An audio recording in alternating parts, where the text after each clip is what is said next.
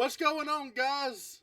Welcome to World Breakerz Podcast. We've got a very special guest. We got a very special guest with us this week. We've got Samantha joining us today. Award-winning short film maker, director thing. Yes. I didn't rehearse this, as you could tell.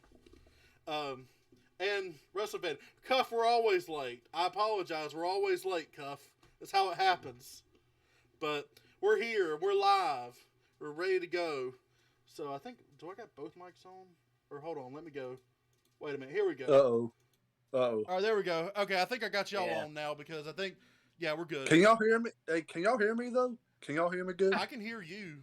I can hear you fine. Yeah. So Dino, can you hear me good? Yeah. Scissor me, Bobby! Scissor me! Yeah!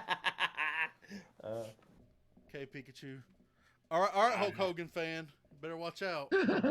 But anyway, so Samantha, why don't you go ahead, tell us a little bit about yourself as far as your wrestling fandom. Oh God, I'm playing this at all. Okay, hi, I'm Sam, and Chapel calls me Samantha. Anyway, I've been watching wrestling since I was really, really young, and my first favorite wrestler was probably the Macho Man Randy Savage, and then it was The Undertaker for most of my life, and it still is. So I've been watching pretty much my entire life. I was away from it for a short time in college, and then I got back into it shortly after I graduated, and I'm here. I'm happy to be here. Thank you guys for having me. Yep, no problem. And everybody, thanks for the follow. I think it's Squeaky Ducky, and I don't know how to say your boyfriend's thing. Rogron to Carpenter. I don't know. I'm bad at reading like words that are all together. I'm bad at it. I'm so bad. It's probably Romero Argento Carpenter. There we go. That's the one. Yeah, that's it. Yeah. Yeah, thanks for the follows. Yeah. We greatly appreciate it. Also, be sure to check out our links. I'm going to go ahead and put these in here now. So, yes, that is our one stop to our YouTube, our Facebook, our Discord here as well. Be sure to give us a follow on here. We're trying to get to 50. We're what now? 21 away now? Yeah. Right, spread the word too. Please spread the word out. Yes, spread the word, definitely. Subscribe to our YouTube channel. We're putting our replays, we're putting our highlights, our clips, our anything else entertaining wise. We've got a video dropping on Monday. I want to say at 11 p.m. Eastern time. We've got a compilation of our funny moments coming out, so be sure to follow that or subscribe to that. Give us a like and all that good stuff. You know, all the fun algorithm stuff that we have to please. We have to please the algorithm gods with our comments and our likes and our blood sacrifice. So be sure to do all that. Be sure to do all of that for us. But let me see. I'm trying to think if I'm forgetting anything. Like I said, like us on Facebook. If you want to join us on the Discord. We're trying to get everything going. I post some memes on there. We post some news stuff. We talk about some stuff on there as well. So be sure to go ahead and do all that. But, I think that covers the house clean. Do y'all got anything? No, we're good. Nothing here. No, I'm all right. Nope. I'm all right this end. All right, let's go ahead. Let's hop into the coverage here of Death Before Dishonor. That happened. I think that was on Saturday, I believe. It was last Saturday. Yeah, it was Saturday. It was Saturday. So they had Death Before Dishonor, and we're going to go ahead and run through the card real quick. Let me move up here where I can see my screen here. Colt Cabana defeated Anthony Henry with JD Drake by pinfall, 10 minutes. And this is all the pre-show, the first 4 matches. The Trustbusters of Arya Daivari and Slim J defeated the Shinobi Shadow Squad of Cheeseburger and Eli Isom, I believe that's how I pronounce that, by pinfall. The Embassy of Brian Cage and the Gates of Agony, which is Jasper Kahn and Toa Liana. I think that's how you... Like I said, I'm bad with names. With Prince Nana. I was not ready for Prince Nana. I don't know what y'all know about Prince Nana, but that's the only man I could see do a strut backwards. So, anyway, look him up. He's awesome. Defeated Alex Zane, Blake Christian, and Tony Deppen by pinfall. And Willow Nightingale defeated Allison Kay by pinfall. And the first match on the card, this was a shocker to me, and we can go ahead and talk about this a little bit. But Claudio Castagnoli with William Regal defeated Jonathan Gresham Oh, Prince Nana was with Jonathan Gresham. I did not know that. By pinfall, 11 minutes 30 seconds for the Ring of Honor World Championship.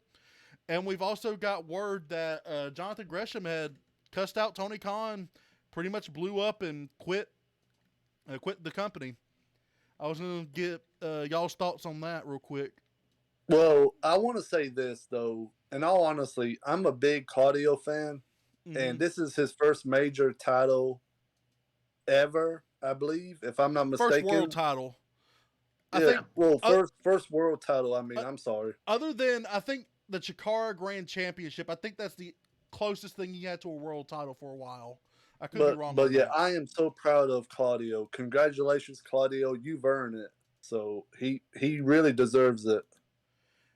Yeah, he definitely does, and I hate that it's shrouded in controversy from, with what happened with Gresham. Yeah. Let me see. I'm trying to see if he won the. Well, I'm gonna say me because I like rocking the boat, and what I say is true. Gresham's a piece of shit. You don't piss on the company that's made you a star. If he's done all in this now without Ring of Honor, if you forget where he come from. He was their champion and everything that went with it. And he's pissed off the fact that Khan didn't give him publicity of everything for this pay-per-view. Grow the fuck up, Gresham. God, but he only comes up to my chest anyway. He's a tiny little thing, so. But he just wants to cry into the arms of his wife anyway. So go fuck off. Let me say this though. If there's anybody that I would pick to carry the Ring of Honor flagship as the champ, Claudio's the man. I think he can do it. I really believe it. Cuff said Tully's done with AEW and Ring of Honor, so. Oh well, he'll go back into retirement. Yeah, then. I was gonna say Tully's like old. I'm surprised he did promos with AEW for as long as he did, but like the thing is with me here, like my opinion on Jonathan Gresham. Gresham was a stopgap. Like they gave Gresham the belt. The only reason he got the belt whenever Ring of Honor went on hiatus was because it was a feel-good moment for him. That's the only reason I don't think they really ever had any intentions on putting the belt on him long term to push buy rates and whatnot. Jonathan Gresham does not scream buy rates. He's a good wrestler. Don't get me wrong. He's a great wrestler. Very talented. He really is. He's a great wrestler. Well, I'll give you that. Like, I'm not trying to bury him outright because, like I said, he does have some ability. James is hopping in. Yep. What up, James? Hey, James. We're talking about Claudio and Gresham. You got anything to say about it? That's been a weird situation. The whole situation to me is weird.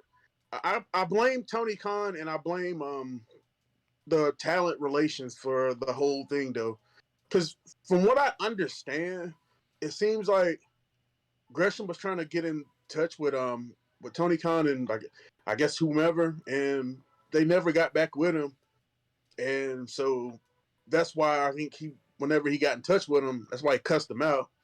Mm-hmm. The only gripe I think that Gresham should have is the fact that, yes, the title, your most important championship, was not being featured on television.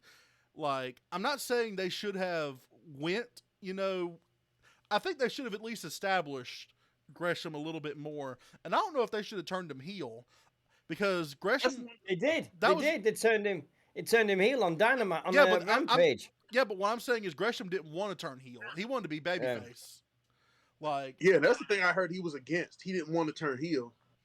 Yeah, that was the main thing. That was one of the big things he was pissed off about from what I heard from my sources. You can see. Go on, James. Sorry, man. Go on. Then I had seen that the match is only like 10 or 11 minutes, which 11 minutes 30 seconds. That's and it opened the show.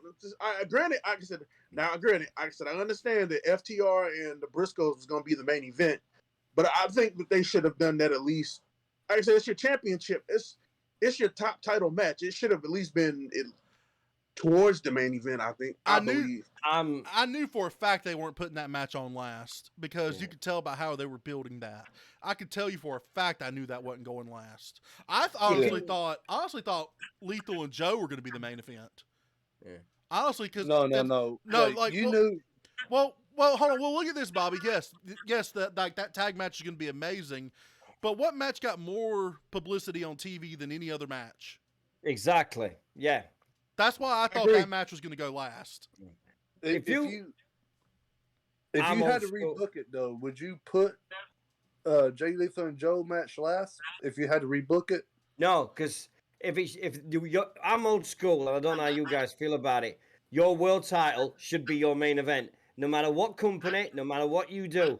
The World Heavyweight Championship should be the main event of that Exactly. thing. It's same as WrestleMania. It's same as SummerSlam. It's same as every event that's ever done with wrestling. If your World Heavyweight Champion should be in the main event, end of story. No disrespect, because otherwise it disrespects the title. Claudio now has to rebuild that whole championship because that match went on prelim with their first pay-per-view back, mind you. That's the thing too, that's though. the problem. yeah, I would be Dino, mad. If I'm Gresham, I'd be pissed. Like I said, you literally had your world champion curtain jerking to like, and then on top of that, your world champion, your at the time world champion is reaching out to you, trying to get a feel, or trying to get what's going on, and like you ignore him. Keep in mind, Like, and I said, I understand why he felt disrespected. yeah. I was going to say, keep in mind, too, that first match on the card is hella important. That first match on the card. But your world champion should not be in that spot. That should that shouldn't have been your show. That should be your second most important match, in my opinion. That should have went second to last. Like, if anything. Like, I'm looking at this. I think Wheeler Yuta and Daniel Garcia should have went first. I think they would have done a good job starting. Either that or put Samoa Joe or Lethal. Well, I don't know if they would have done Samoa Joe or Lethal, but I'm trying to look at the card now and trying to see. I would have been okay if they put Dalton Castle and the boys on first. I would have been all right with that.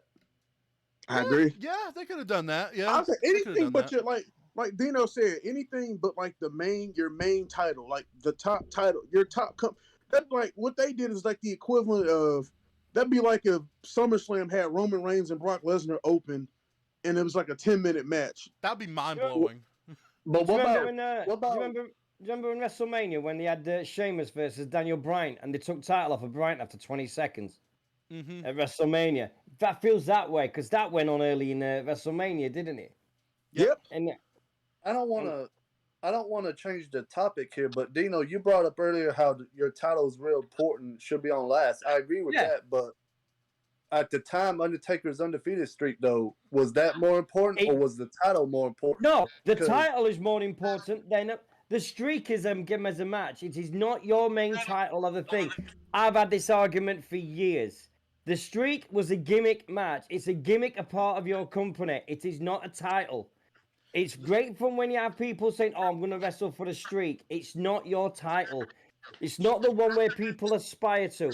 You ask any wrestler, they think, "I want to be WWE World Champion."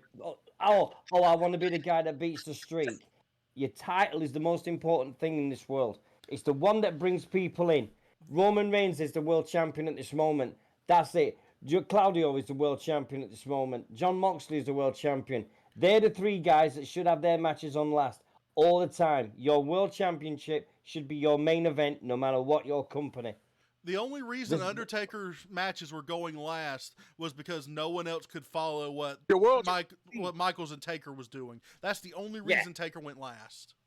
Other than that, your world title match should be the last match because, in theory, if you really want to look at it in theory, your world champion is your best wrestler that you have on the company. Like, James, I think, broke out, but yeah. Like, the rest of, like, your roster, it's like, okay, because, I mean... 18 instead of Rock and Hogan. Yeah. Yeah. Rock and Hogan should have main evented that show. That's the only other case they should have done other than the world title. But I mean, I didn't mean to change topics on y'all. I'm sorry. You good, Bobby. But Dino brought it up. That was a good. I mean, that was actually a good argument. Yeah. That was kind of like it wasn't like deflecting because we're still on the same topic. Yeah. Yeah, and I do think, like I said, I want to move on here in just a second, but I do think that it does bury the world title, and like it just they're gonna have to rebuild it now. I think Claudio's gonna have to And I think they kind of wanted to rebuild that title anyway. And like I said, by putting the belt on Casting Yoli, by putting the belt on him, I think they're going to have a good jumping off point. They're going to have a good jumping off point. I believe he can do it, though. I believe he can carry that Ring of Honor banner. I believe it. And he has That's how I got faith in Yeah, Claudio. but like I said, I still kind of feel for Gresham because literally, you put the belt, like, he won the belt at the end of, like, he won the Ring of Honor title. They didn't do jack shit with him. Like, they had him defending the belt on Impact. They had him going other places. They didn't even feature that belt on AEW. And like you said, to me, the Ring of Honor title is basically like I said, as happy as I am for Claudio winning the Ring of Honor World title, that being his first championship, to me, that belt now, until they build it up, that belt's like the equivalent of the United States title or the Intercontinental title. To me. I think they're going to fix that. They will fix it. Of course they will. They will. It's for me right now, it's a glorified mid-card title. Yeah. I mean, sometimes it's not always about the championship making the person, it's the person making the championship. Yeah. In other words, it's like do you remember when CM Punk had that day reign, and everybody said that not any of them pay-per-views did CM Punk was in the main event. It was either John Cena with somebody else, or it was something like that. CM Punk was a world title and all that time, and not once did he main event any of the pay-per-views he was on with that world title. It was always Cena, or it was Triple H, or it was somebody else that was always in the main event over him. And that's when it all started, this disrespect in the title business. Yeah. You would have never seen Hulk Hogan in anything else but the main event if he was a world heavyweight champion. You'd have never seen anything else but Hogan and Flair. Hogan would have always went last, Hogan or Flair. Yeah. But of course. Samantha, you wanna say about I think you guys hit everything I was gonna say. Yeah. But anyway, moving on. Yeah, moving on. So we've got the 6-man tag titles on the line. It was Dalton Castle and the boys defeating the Righteous, Vincent Bateman and Dutch by pinfall for the 6-man tag titles. 9 minutes, 40 seconds. I knew that would happen. I'm not surprised at that result. Yeah. But anyway, Wheeler Yuta retained against Daniel Garcia, which was pure wrestling rules for the Pure Championship. 15 minutes, 55 seconds. Roosh defeated Dragon Lee. I'm surprised I was on the main card. Mercedes Martinez defeated Serena Deeb by submission for the Women's Championship. I was actually surprised on that one. I was actually surprised. I thought they were going to go Deeb with that because Deeb is the best technical female wrestler in the world right now, I think. Serena Deeb. She's solid. Which just don't give her a mic. Yes, don't give her a mic. She's bad promo. I feel so bad for her. She needs a manager. She needs a manager in the worst way, but she's so talented. You could be her manager if you want. Yeah, no, I'm good. Okay. It's like, no, I'll pass.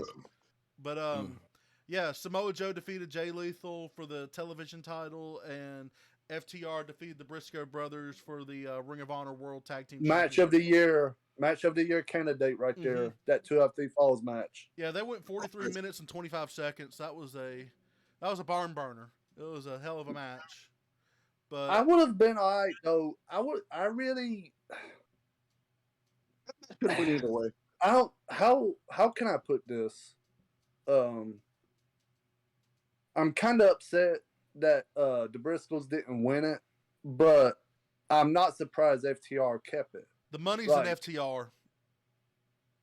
Yeah, FTR is your money make. That's your draw team. Granted, like I said, the Briscoes would have been good winning it. It would have been good either way, but right now, like I say, FTR has all the momentum in the world right now. The money is in FTR. Like, there's just no doubt. Yeah. Which, that's it. Yeah, the I would be FTR surprised if they revival, won, whatever you want to call them. Like, their money's in them right now. I wouldn't be surprised if they won the AEW tag belts at this rate. Is it worth buying? I mean, I've not seen it yet, and so I'm thinking about ordering it on the real one of the replays. Is it worth it just for the FTR Briscoes match? Yes. Yes. Yeah, you definitely need to check it out. Definitely need to check it out for sure. If you're a huge fan of tag team wrestling, you will love that match. Yeah, I think that'll be up your alley, Dino. Okay, gotcha. Make sure I haven't missed anything from. Yeah. Oh, I missed some stuff from Cuff. I apologize. Claudio winning the ROH titles like Charlotte Flair going back to NXT, winning the women's championship there. It makes no sense. Rest of Ring of Honor's titles are held by AEW talent that don't need to be champions for a brand of up and comers. Tony should take notes from WWE when Kevin Owens came in from the main roster with the NXT title. I don't know if I agree with all of those takes, but I got disagree. I got disagree about Claudio. Claudio deserve a major title. I don't think Ring of Honor's. I don't think Ring of Honor is being treated as a developmental brand. I think it's like being its own legitimate thing. Like I don't think it's a developmental brand. Yeah, I mean, well, I don't know. I'm gonna be honest with y'all. How they threw this card together, it doesn't feel like it's like its own brand. They just kind of. It was like they just slapped it together and just hope for the best. I think they're gonna they're gonna be more organized in the future. I believe. It's like a lot of the matches on this card had little to no build. Well, I think they're working on getting a television deal, and once they get a television deal, I think they're going to divide the roster up, and they're going to have certain people wrestle for Ring of Honor and have certain people wrestle for AEW. I don't know what the buy rates was for this pay-per-view. I'd be curious to know about that, but if you're gonna put somebody in charge of the booker, how about this? You've got two guys there. You've got a guy there that's one of the title holders at the moment. He's had experience with NXT and all over the places. Give the booker to Samoa Joe. Let him go. Let him go with it. See what he can do with the Ring of Honor as a brand and everything. You can't do anything worse. And Samoa Joe bleeds Ring of Honor anyway. He's a Ring of Honor. Or Chris Daniels. What about Delirious? What about Delirious? You could put Rigo in there too, couldn't you? Nah, Dino? he's not a Ring of Honor guy. He's not a proper Ring of Honor guy. They need to get Delirious, the original booker of Ring of Honor. Yeah. Or I can't think of his real name, but they need to get Delirious back in there because Delirious knew what he was doing. Yeah. I think it was Hunter Johnston, I believe. Maybe I wouldn't mind Samoa Joe. That's a good point, Dino. I didn't but the problem, think about Samoa Joe. But the problem is, like, sometimes you could be a great wrestler, but there's other times you could be a shit booker on top of that too. So I don't know how Joe would be as a booker, but we'd have to look at that and see. I mean, they could always bring in Kevin Nash. Kevin Nash is not. Worst part is Kevin Nash is not that horrible. I mean, he has a mind for the business. Yeah, I think he's on. I think James. Guy, I think James is on about the WCW Kevin Nash in 2000 with his booking. Yeah, 1999, 2000. Oh God! Coming in booking stuff. 98. They could bring in Vince Russo. The finger poke of doom. Yeah. I think they could. Why don't they bring Gabe Sapolsky in? What is Gabe Sapolsky doing? Yeah, that's a good one. I mean, wasn't he in Ring of Honor at one point? I mean, I think he was actually. Yeah, Gabe Sapolsky. Yeah. Yeah, but at the end of the day, it's Cuff has just said it. Ring of Honor are not developmental, but they're being treated like they're minor leagues. Ring of Honor was never a minor league person. Ring of Honor at one point, look at all the talent that went straight from Ring of Honor to WWE. Adam Cole, O'Reilly, Fish, all these guys, and look where they are now. Brian Danielson. They were the 2000s equivalent of ECW. Yeah. I'd do Chris Daniels. If it was me, if I could pick anybody to look after Ring of Honor, give it Christopher Daniels. I think Christopher Daniels is actually doing some of the booking stuff there. Yeah, Daniels is good at it. I think I trust Daniels. Yeah, I know Daniels is over talent relations, if I'm not mistaken. Daniels has been in the business for at least 22 years, probably more. Pretty sure more, but... And don't forget, he's hot, he's spicy, he tastes great. Curry Man! Curry Man! Fucking Curry Man. I hate all of you so much right now. What? What did he say? I hate all of you so much right now. Curry Man was the best. Him and Sharp, but I ain't gonna lie, that was. Hey, Sharp Boy 316 says, "I'll bite your ass." Hey, the Strummer, come out there drinking that clam water. Man. Hey James, did you see that Twitter page that I sent you called Tony Khan is on coke? Oh God. It's the best Twitter page I've ever. As soon as I saw it, I thought of you straight away. I went, Somebody's I'm actually pretty sure doing that's probably Tony Khan legitimately. it. Oh God. It was supposed to be satire, and it's not satire. Oh, dear. Yeah. I'm Do pretty you know sure what? that's Tony Khan on his own booger sugar. That might for be real. his. That might be his burner. That might be his I, burner. Yeah, that's his burner account. But I just said straight. As soon as I saw it, I went, "Oh, I've got to tell James straight away. Please be." that's a hell of a Dude, alternate account. But God bless Twitter. It's fantastic at times. it has Oh, its, yeah. it has its moments. It has its moments. I'm not Yeah. gonna lie. Yes. But let's talk about some news that broke that I saw on Twitter. WrestleMania is coming to Philadelphia. I believe it's WrestleMania 40. Yeah. So Yeah, it's 40. this will be. I have half a mind to drive. I'm having half. I am very tempted to drive the WrestleMania. I'm very tempted to drive the Philly. Correct James, me. I'm with you. I'm tempted going. Correct me if I'm wrong. This is the first time they've been to Philly since WrestleMania 15. Yeah, we will be. Because that was the Raging Why Climax. can't we get a WrestleMania in North Carolina, Dan? I know, right? I was about to bring that up. Seriously. I was Or at about least to bring South that Carolina. up. Well, No, time We out. have where the the fuck are they gonna do space. in South Carolina? That place is a dump. Man, they go to Clemson. The biggest thing they go to is Clemson Stadium. Yeah. Bank of America's got 70 seats, 70,000 plus I was about to seats. I was about to say, we have Bank of America. Like we could definitely do Bank of America there. Like We'll that'd be- drive to Charlotte. It's not that far. I know it is I up. could drive to Charlotte. Shoot. I'll drive to Charlotte. Shit. Dude, I Absolutely. live near Charlotte. It's not even long for me. I mean, I work in Charlotte, but shit. Like I said, if they did a WrestleMania in Charlotte, I am there. God, yeah. Yeah, The whole like, I'd be weekend. homeless that week. Shit, I'll sleep in my car that whole weekend. you me right. too. You right. But Be yeah, just- I think I'll be at the Grady Cole Center just in the parking lot sleep. I think Charlotte is probably one of the biggest cities to not host a WrestleMania because, like, if you look at the wrestling history in North Carolina, how could you not put a WrestleMania in like North Carolina? Like Same. hell, you could even if not Charlotte, they definitely could do Greensboro. They Great. could definitely do a rest. I'm sure a don't have WrestleMania that could be much- in Greensboro. I don't have only that much problem space is at you the don't have a- Coliseum. Yeah, the only problem is you don't have a stadium out there big enough to do it. Don't really have Oh, yeah, anything. that The is biggest true. thing we have is the Coliseum. Cuff said them tickets How would about be that, high as Raleigh? hell. Yep. What about Raleigh? Raleigh could do it. Raleigh. I might the could, only, yeah. The only place I think of where they could do it in Raleigh is if they did it at the Oh God, I'm trying to think. I think it's NC State Stadium. I think that might be the biggest Carter capacity. Finley. Carter Finley, yeah. I couldn't think of the name of Yeah. it.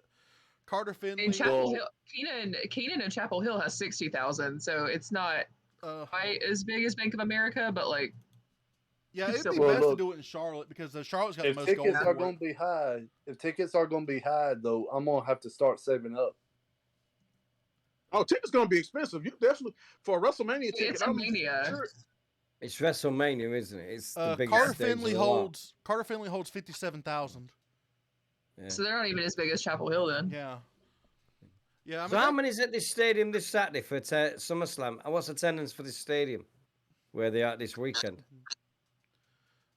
wait, say that one more time. I'm sorry. I had like What's, five what's, things. what's the attendance for SummerSlam this weekend? What's the stadium? What's it hold this weekend I'm at not SummerSlam? sure. Oh, it's at the Nissan Stadium, right? Look Is it that up. where Yeah, it's the at? Titans play, I believe. Let me double check. I seen something about Rick. I know 69,000 says 69,143. Nice. So it's close to 70. Yeah. It's close to 70. Yeah, so we could at minimum hold SummerSlam. We could at minimum hold SummerSlam. Easily. We never even Nissan had a Stadium's war a here. Nissan Stadium's a piece of shit too. It's not even that good of a stadium. Like the Titans fans have been crying for upgrades for a while there. If I'm not mistaken, if Yeah. I'm thinking of the right place, but Cuff said Charlotte needs to host a Super Bowl in order to attract the WrestleMania here. We probably won't ever host the Super Bowl because we're an open air stadium. Yeah. The problem is we would have to get in a dome. We would have to have a dome to be able to attract a Mania or a Super Bowl. Cuff said Raw in October here in Charlotte is already expensive for good seats. I can see it. Not. I just looked up online earlier on Ticketmaster on the app. You could get a good seat for $33.50. Well, it's probably no damn good seat. well. That probably depends on your crackheads, definition of a good seat. $33. Yeah. The trick to do You paying when $33 for some tickets, them crackhead tickets. Them like right. just nosebleed. The trick to do with Raw and SmackDown is I did this when I did San Francisco. Is you know that it's not going to be a big attendance because Raw and everything's not been the greatest attendance has ever been. I bought my ticket for SmackDown for $25 and I sat right at the back in the cheap seats and everything. And I picked a block that there was only about 5 seats gone. When I got to the arena on the day, I was transferred from all the way at the back to all the way at the front because there was that many people not going and it was a poorly attendance. They all put us together in one block to give the impression that it was a full arena. It was sold more. Yeah. It was a brilliant. It was absolutely brilliant. Went out and because we all standing up, stand up if you paid $25 for this seat, and everybody just stood up at the time, and it was so. That's the trick to do it at times. If you can buy a cheap ticket and then you get moved to a good seat, then you're on your way. Hell, that might be what I have to do in the future. Because, I mean, I don't mind sitting in nosebleeds. I don't mind it. I just like being there and experiencing it. Because I went to a Ring of Honor show they had in Concord, and that was a good little show. And I was, like, all the way up close to the top. I'm like... Yeah. And, I mean, I could still feel the energy just fine. I was still able to see everything just fine. But, yeah, I mean, I'm pretty excited for Mania. And speaking of Mania, I got a little... project for you, and Cuff, I didn't leave you out. I got some stuff for you to book as well. So I've already told Samantha what she's going to be booking, because that way I'm going to give y'all some time to think about what y'all are wanting to book. So oh god, I have to go first. Oh no. I'll go first if you want me to go first, because I've already got an idea of what I'm going to do. So wait, I do too. I just never like going first. I've given everyone 2 different types of matches / stories to book. And the key is I want y'all to make it feel as important as you can make it feel. Like, make it important. Make it, must see. Even if it, seems irrelevant or, whatever the case may be. So, Samantha will be booking a women's title unification and a women's battle royal match. Yes. James, I want you to book a Brock Lesnar match and a Bad Bunny feud. Ooh. Be in the same match. Yes. Be in the same match. It could be realistically with another celebrity. It could be any wrestler on the roster. Now keep in mind, if you want to delay, somebody might take your wrestler and you can't use them. So that's going to be my little trick. I do Bad Bunny versus Theory like a heartbeat. Mm-hmm. That would Bad be Bunny versus easy. Logan Paul. So Dino, I got. Hold on.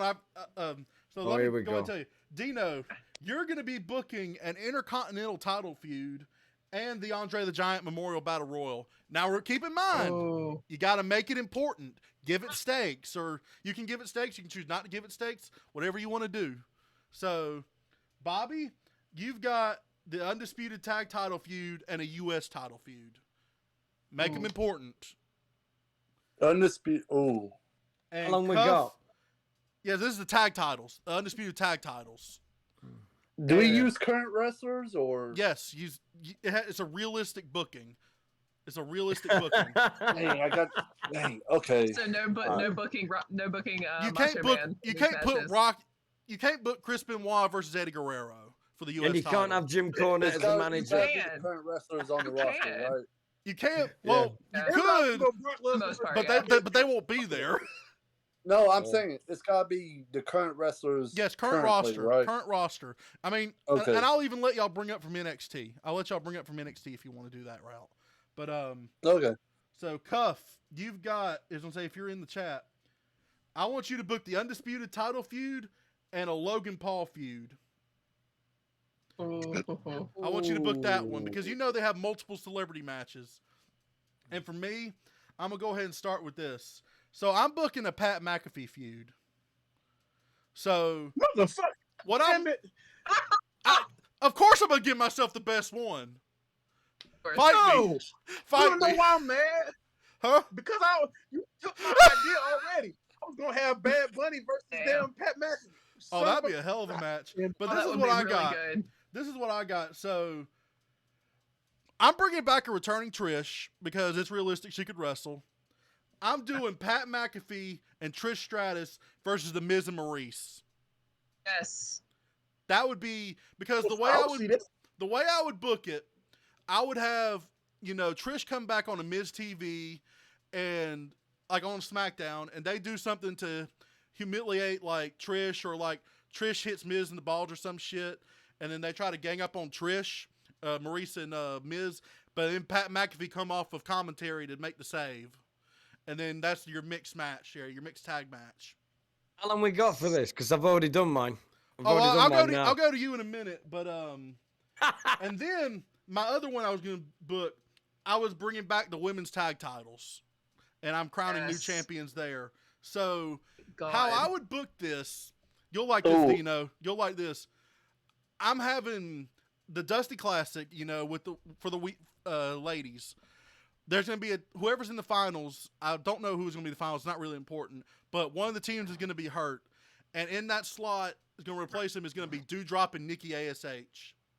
They're going to win the Dusty Classic. They're going to win the the NXT tag titles, and they're going to bring them up to the main roster and make them like the uncrowned women's tag team championship. Yeah. Or champions. The Scottish Bruisers. Come on. And then they're going to put out an open challenge at WrestleMania for any team to come challenge them. That's where you bring back Sasha Banks and Naomi. Oh, for God's sake. Yeah. That's where you bring back Sasha Banks and Naomi. Now, you could bring it back earlier if you want to, because I think that would create a lot of intrigue, and that's where you make your undisputed women's tag team championship. And it's defended on all three brands. No one's left out. So you legit put it on all three brands. It's the NXT WWE Women's Tag Team Champions. All right, who wants to go I got you. Okay, you ready? All right, go ahead. Lay it on us. All right, so hear me out. The women's unification match, right? Yes. So we have the Raw belt, we have the SmackDown belt. Yes. The Raw belt, we leave it on Bianca as long as we can through TLC, through Rumble, through all of that, literally leading up to Mania. So Rumble happens in January. Assuming she doesn't come back at SummerSlam, surprise number 30 is Bayley. Bayley comes in, cleans house, and wins the Rumble and chooses to challenge Bianca at Mania, right? So there's your Raw Mania, or there's your Raw belt, right? Mm-hmm. SmackDown. Ronda versus Liv, like we're about to get at SummerSlam. It is turned to a no holds barred match, so there's no countouts, there's no DQs. It's a pretty solid match, good solid 15-20 minute match. Shayna runs in to help Ronda. Ronda reclaims her belt. Two of them form kind of a stable until Mania, and Ronda starts sliding into more of a heel turn, like she should have been booked in the first place, at least according to me. That's how I feel. Ronda works better as a heel to me, but whatever. Anyway, Ronda starts sliding into this kind of cocky, arrogant heel turn, and Shayna's like, well, you only got your belt back because I helped you, and Ronda's like, that's not true. I could take it from anybody. Anyway, Shayna and her start splitting up. Shayna goes through a whole gauntlet match and gets to face Ronda at Mania. Now, I like the sound of this. Now, Mania. We have Bayley versus Bianca. Bayley just got back, and she's going to win. She's going to take it off Bianca. And Bayley goes into this unification match. Shayna beats Ronda because at this point, Shayna is kind of the face against Ronda as a heel. Shayna wins. You have Bayley versus Shayna, the unification match. And Bayley takes it. Bayley takes it all and has a long, obnoxious Roman Reigns kind of run with it. I'm cool with that. Now, I make the sound of this. Now, thanks. Girls got skills. Anyway, so Battle Royal. I assume pretty much anyone that doesn't have a title at this point is going into this Battle Royal. And I did book down to the Final Four. Okay, Final Four in the ring. Now, what's the stakes of this Battle Royal? I'm getting to that. Okay. So you know how we just combined our two main card titles, right? Yes. What we don't have is a women's mid card title. So this the stakes of this Battle Royal, the inaugural women's mid card title. So this would be like the television defended champion, between brands. Yeah. Exactly. Yeah. So the Final Four, Natalia as a heel, Shotzi as a heel, Lacey, Raquel Gonzalez, or Raquel Rodriguez, right? It's your final 4 in the ring. Because the other 3 have gotten a ton of TV time, and Natty, of course, is going to be in there doing her workhorse, putting people over duty as she does. So the 3 of them against Raquel see that she is the biggest threat. They all gang up to toss her over. She goes over, and they all turn their attention back to themselves. She catches herself, rolls under the rope, and rolls right back out and hides until Lacey is the final one in the ring. Everyone's losing their minds. They're so angry that Lacey has just won. Raquel comes up back into the ring, throws her over. Raquel is the new mid-card champion. Okay. Okay. That's I not like bad. that. I like them all. I love that. Mhm. Matt, I love yours too. That was pretty Thank good you. too. Yeah. Yeah. So, who's next? Who wants to do theirs next before they lose anybody? Y'all have fun. Let me go ahead and do mine before somebody decide before mine get taken. Okay. So, I've already got mine in my head. for my Brock Lesnar feud, Mm-hmm. so I would build up Brock Lesnar versus Gunther. Ooh. Ooh. That's not the direction I thought you would go. Did Dino love that? I could tell in his eyes. That's a good See, match. If it I always involves set it Gun- up. You've got Gunther as an evil badass at this moment. We've been built as a badass throughout NXT UK. Oh, yeah. He did everything like that. That's perfect. That is absolutely bone strong perfect Brilliant. for that. All right, go ahead, James. Go ahead. So this is how I would set this feud up. So I would go with things as planned usual with Lesnar and Roman for the 85th millionth time. However, Brock has it won, and Gunther comes out there and kind of screws him over, per se. Mm-hmm. But like I said, I'm gonna give Brock Lesnar the Super Cena thing here. Brock Lesnar overcomes the odds and he beats Roman, Mm-hmm. and it sets up for if we keep building and building, and do we build at Mania? Like say Gunther at this point is, I'm gonna have Gunther as this undefeated, Intercontinental Champion that is beating the shit out of everybody, Mm-hmm. and then I'll have him win the Rumble as the Intercontinental Champion to go to Mania to fight Brock for the It's gonna be basically like Hogan and Warrior, but except with 2 better wrestlers. So we're gonna have it's gonna be like no holds barred. Well, you're taking What's up? the only problem is you're taking Dino's feud with the Intercontinental Belt. So would you Okay, hold up, time out. would you well you can still do it, but that would just leave Dino with the vacant Intercontinental title to work with. That's good. That's good. That's good for me. You good for that? Okay. Yeah, that's good for me. And you're kind of you're taking Cuff's point. feud too a little bit with the Yeah. undisputed title. Yeah, damn it. Well, you hold up. You know what? Think about it like this: we're building a card. We're building a card for Mania. Like you said, Samantha had creative over 2 matches, or technically 4. But Technically like 4, yeah. yeah. So I technically had creative for over 2. So we're building a card. So on this card right now, we've got Pat McAfee and Trish Stratus versus The Miz and Maurice. And then we got Nikki ASH and Doudrop versus Sasha and Naomi. So what would you build for who would Lesnar or who would you face with Lesnar? All right, so this is what I'm gonna do instead. So I figured, I said, all right. So I would go with my original plan. So Lesnar, instead of having him have a Super Cena, so Lesnar has it won, and Gunther comes out there and just beats the shit out of Brock to where he can't answer the 10 count. So Roman retains. Okay. So Brock comes out wanting to fight Gunther, and Gunther sends out what's the dude name? Not Ludwig Kaiser. Yep, that's it. To fight him, and he obviously gets the shit kicked out of him. So I'm gonna try to help Dino. I'm gonna try to help you out here. All right. So I'm trying to think who should. So you have. I'm gonna see if I can help you, and it'd be on an episode of SmackDown we have Gunther versus Braun Breaker. Ooh. for the Intercontinental title. Brock interferes. Brock screws over Gunther, so Gunther loses the Intercontinental title to Braun Breaker. So then we have like these training montages between Lesnar and Gunther for Mania. I know I skipped some time, but fuck it. We had them skip time at Mania, and then we get Lesnar versus Gunther in like a something.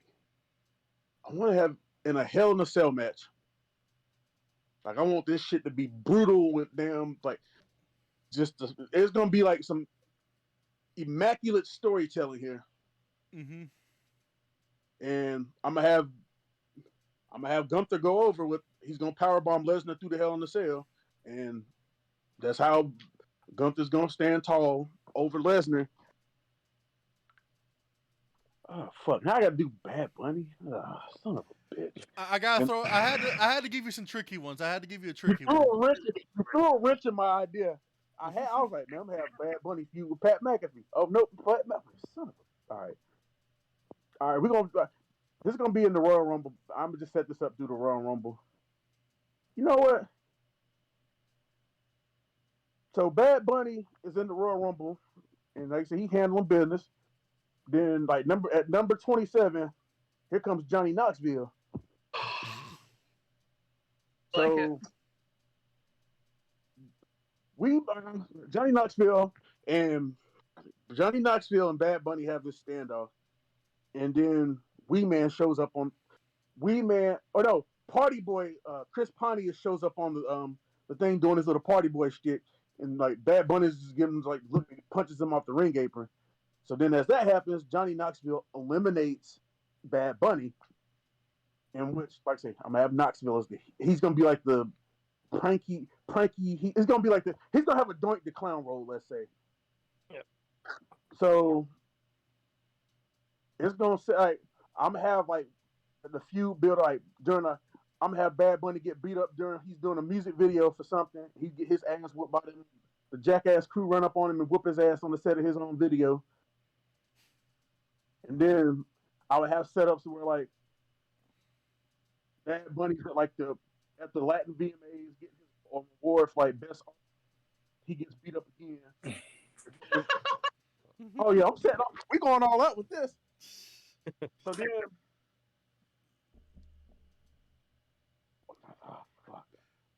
So you're doing Bad Bunny versus Johnny Knoxville, basically. Yeah. And this is gonna be.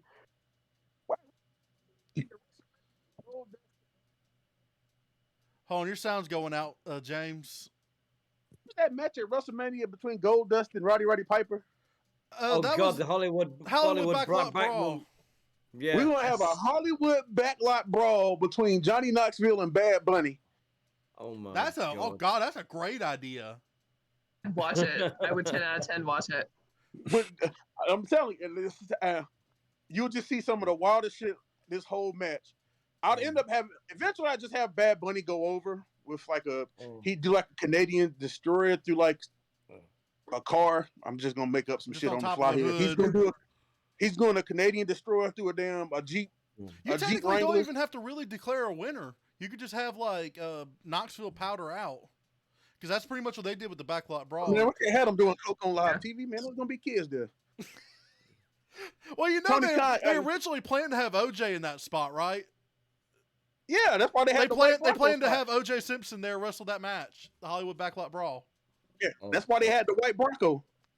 Yeah, that was the whole reason they did that. That would have been funny, by the way. That would have been hilarious. I probably should have like a no winner situation, just to put both guys over. I mean, you could have a winner and loser. You could just watch it though. It would be so over the top. Like I have like random celebrities just show up. Like Pete Rose would just show up.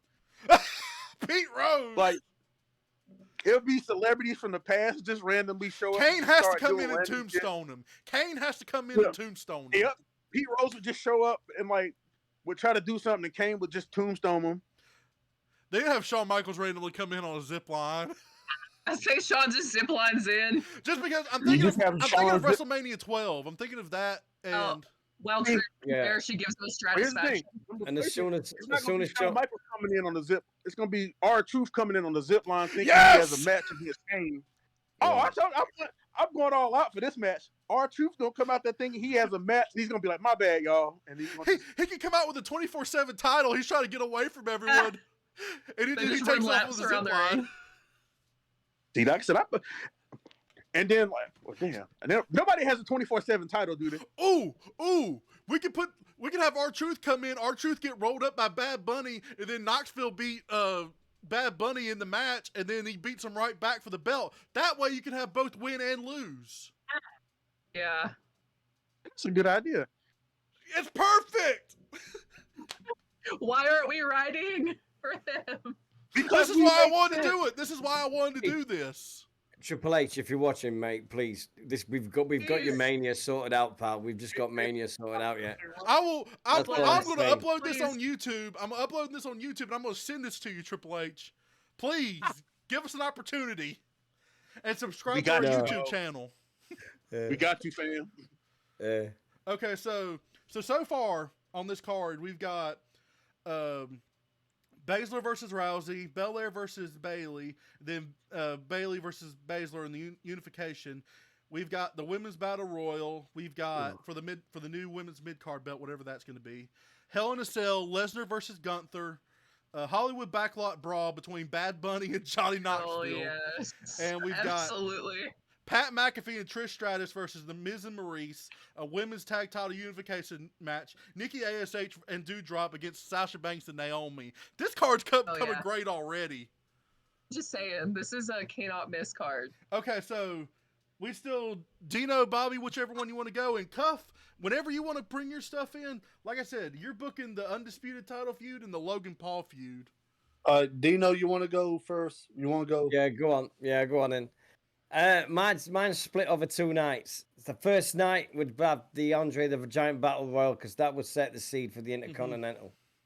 The Intercontinental is vacant due to the actions of Gunter and all the rest of it, so that's been laid, and they haven't got an idea of everything that goes off. During the Andre the Giant Battle Royal, the Miz is knocking everybody out, and then all of a sudden, in an unloyal twist of fate, Dolph Ziggler and Robert Roode then decide to team up and eliminate the Miz. But then the Miz throws Ciampa to the wolves, and they eliminate Ciampa instead. So it pisses Ciampa off that the Miz has got him eliminated from the Andre the Giant Battle Royal. So Miz is going to be doing double duty with his. I guess you could have that on the second night. Then I guess you could do that on the second night. Okay, that works. That works. Yeah. So then you got your last 4 in the Battle Royal is Theory, Robert Roode, The Miz, and Kevin Owens. Ooh. And then your winner of the Andre the Giant Battle Royal is Kevin Owens. Did they get anything cool or? Yeah, he gets put into the 4-way Intercontinental Battle Royal 4-way. That's a great The idea. 4-way. Yeah. Okay, so the 4-way. So what's the 4-way going to be? The other 4 is Kevin Owens versus The Miz versus Dolph Ziggler versus Theory. But just as The Miz is coming out for his entrance, Ciampa chases him down the ring like he did with Johnny Gargano and throws him into the stage, hence replacing The Miz and turning The Miz face in the straight of the mitt and putting Ciampa into the Intercontinental. And Ciampa goes over and wins the belt in the first place. And Ciampa wins the Intercontinental belt, which sets up Ciampa versus The Miz for the SummerSlam. Well, why wouldn't we do this? Why wouldn't we do this? Because remember, Miz is in the mixed tag feud, so with that going on. Yeah. No. So how about you do Ciampa turn on Miz? I've done it different. Replace The Miz with Johnny Gargano. Johnny Gargano comes back and reunites DIY with Ciampa against Dolph Ziggler and Robert Roode. And they have some tag team matches, everything leading up to the Andre the Giant Battle Royal. And then the Ciampa does the dirty on Gargano does the dirty on Ciampa before he just used to do, and then that sets him up. And then Ciampa recreates the Brooklyn takeover when he threw Gargano into the wall, and he replaces him in the Intercontinental battle. and then he wins the Intercontinental belt. So who's your 4-way again? I'm sorry. So you got Owens, Ziggler. It starts off with Kevin Owens, the Ziggler, Theory, and Okay, Kevin Theory's and the other one. yeah, and then you've got that, and then as Johnny Gargano's coming to the ring, because he was the one that won he won the Andre the Giant Battle Royal. No, Kevin Owens won it. Sorry. But Gargano's coming to the ring, and then Ciampa takes him out and replaces him in the match, and then Ciampa wins the Intercontinental belt. Okay, so did Gargano re-sign things? Is he? So Triple H would re-sign him in this scenario? Yeah, Triple H. Triple H he's on the phone to him now. He's re-signing him right now. So okay, so you've got all right. So basically, you're building it as Gargano, and then I guess No, Owens... what's happening with Braun Breaker? Sorry, what's happening with Braun Breaker? Is he? Oh no, because Braun Breaker was supposed to win the Intercontinental title from Gunther. Right. Sorry, Bobby, do yours. Let me rewind mine because I've just thought of it different now. Because like, could have Braun Breaker defending the title against Kevin Owens, the Miz, and well, Miz is in Bobby my match. Roode. Sorry, take the Miz out. Yeah. You're fine. I'm sorry. James, I feel your pain, mate. That's why you go early. I know, right? And so, let me do this again. Bobby, you do yours. I've got to go back. I'm just going to get a drink. I'll be back. So Breaker's going to be the Intercontinental Champion. So I'll put him in. Braun Breaker's defending the title on night 2 of WrestleMania. Okay, Braun Breaker versus... And he's going to be taking on the winner of the Andre the Giant Battle Royal from night 1. Okay, so let's hope Bobby don't take your feud. No, if Bobby takes my feud, I will personally come over there and I will make Vince Russo wish him happy birthday every day of his life. Make him wish every day of his life. Just make him wish every day of his life. Every single day. Okay, so you got me the undisputed tag team belts and the U.S. belt, right? Yeah, the tag team title feud and the U.S. title feud. All right, so I'm gonna do I'm gonna do the U.S. feud, U.S. title. All right, first. Okay. I will have Bobby Lashley go through the mid-carders. You know, I'm talking roughshod. I'm talking going through... So straight dominance. Pure dominance and everything. Okay. But I would keep someone off TV and repackage him as a surprise opponent for Bobby Lashley. Have Lashley... I'll throw jobbers at Lashley. Lashley. Have him, defend the U.S. title, open challenge or whatever. Okay. Have him run through the gauntlet. He comes out one night and says, I have beaten every mid-carder there is. I am a fighting U.S. champ. There's no one on my level that can take this belt off of me. And the guy that I have off TV, I'm repackaging him into what he used to be in NXT UK, Pete Dunne. Ooh! I would have.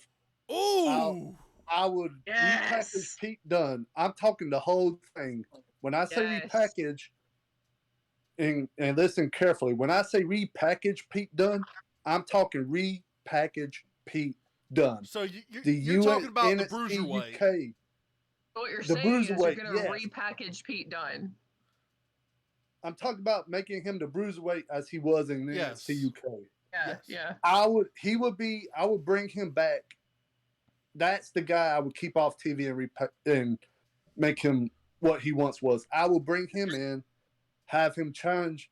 He comes to the ring, gets in Lashley's face, and so you said you have beaten all the mid-carders, but I would tell him, but you have never beaten me.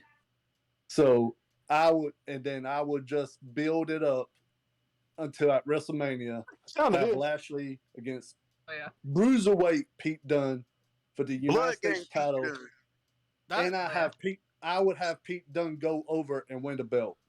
Okay, I like that. That's pretty good. That was way better than I would have thought of. Shit, we got a better WrestleMania card than damn WWE doing. I know, right? Like I said, this is why I wanted to do this. So tag titles. So for the undisputed tag team belts, right? Mm-hmm. I would continue still having the Usos doing the whole bloodline thing as the undisputed tag champs, right? Yes. I would have them go through the whole tag team division, and then one night they just come out get on the mic saying that we're the greatest tag team of all time, better than the Hart Foundation, better than, all the great tag teams in the past. But I will bring in a tag team, either depending on the outcome of it, I will bring in a tag team from another promotion. I'll bring in the Briscoes. That's not realistic, Bobby. I'm sorry. I mean, I can tinker with some stuff here and there, but there's no way WWE would sign the Briscoes. Okay, well, I'll have the Usos come out saying we've beaten every single tag team there is. There's no tag team on our level. But I would be more apt to believe FTR. I'd be more apt to believe FTR would come back. I was gonna say Young Bucks. Hell. Nah, Young Bucks are EVPs. I'm sorry. Okay, I take that back. I would bring in FTR. Yeah, well, okay. I mean, I would bring, because the Usos will come out and say we've beaten every tag team there is. No tag teams on our level, as hot as we are, proclaiming that they're hot. Then out comes FTR, but they have, with FTR, has the IWGP belts with them, the Ring of Honor tag belts with them, and the AAA tag team belts with them. I would have FTR come out with all the belts to confront the Usos, and either one of them get on the mic and says, "So you guys said that you're the greatest tag team in all time, huh?" And I would have FTR tell the Usos, look on all shoulders, look at the belts on all shoulders, and you want to say you're the greatest tag team of all time?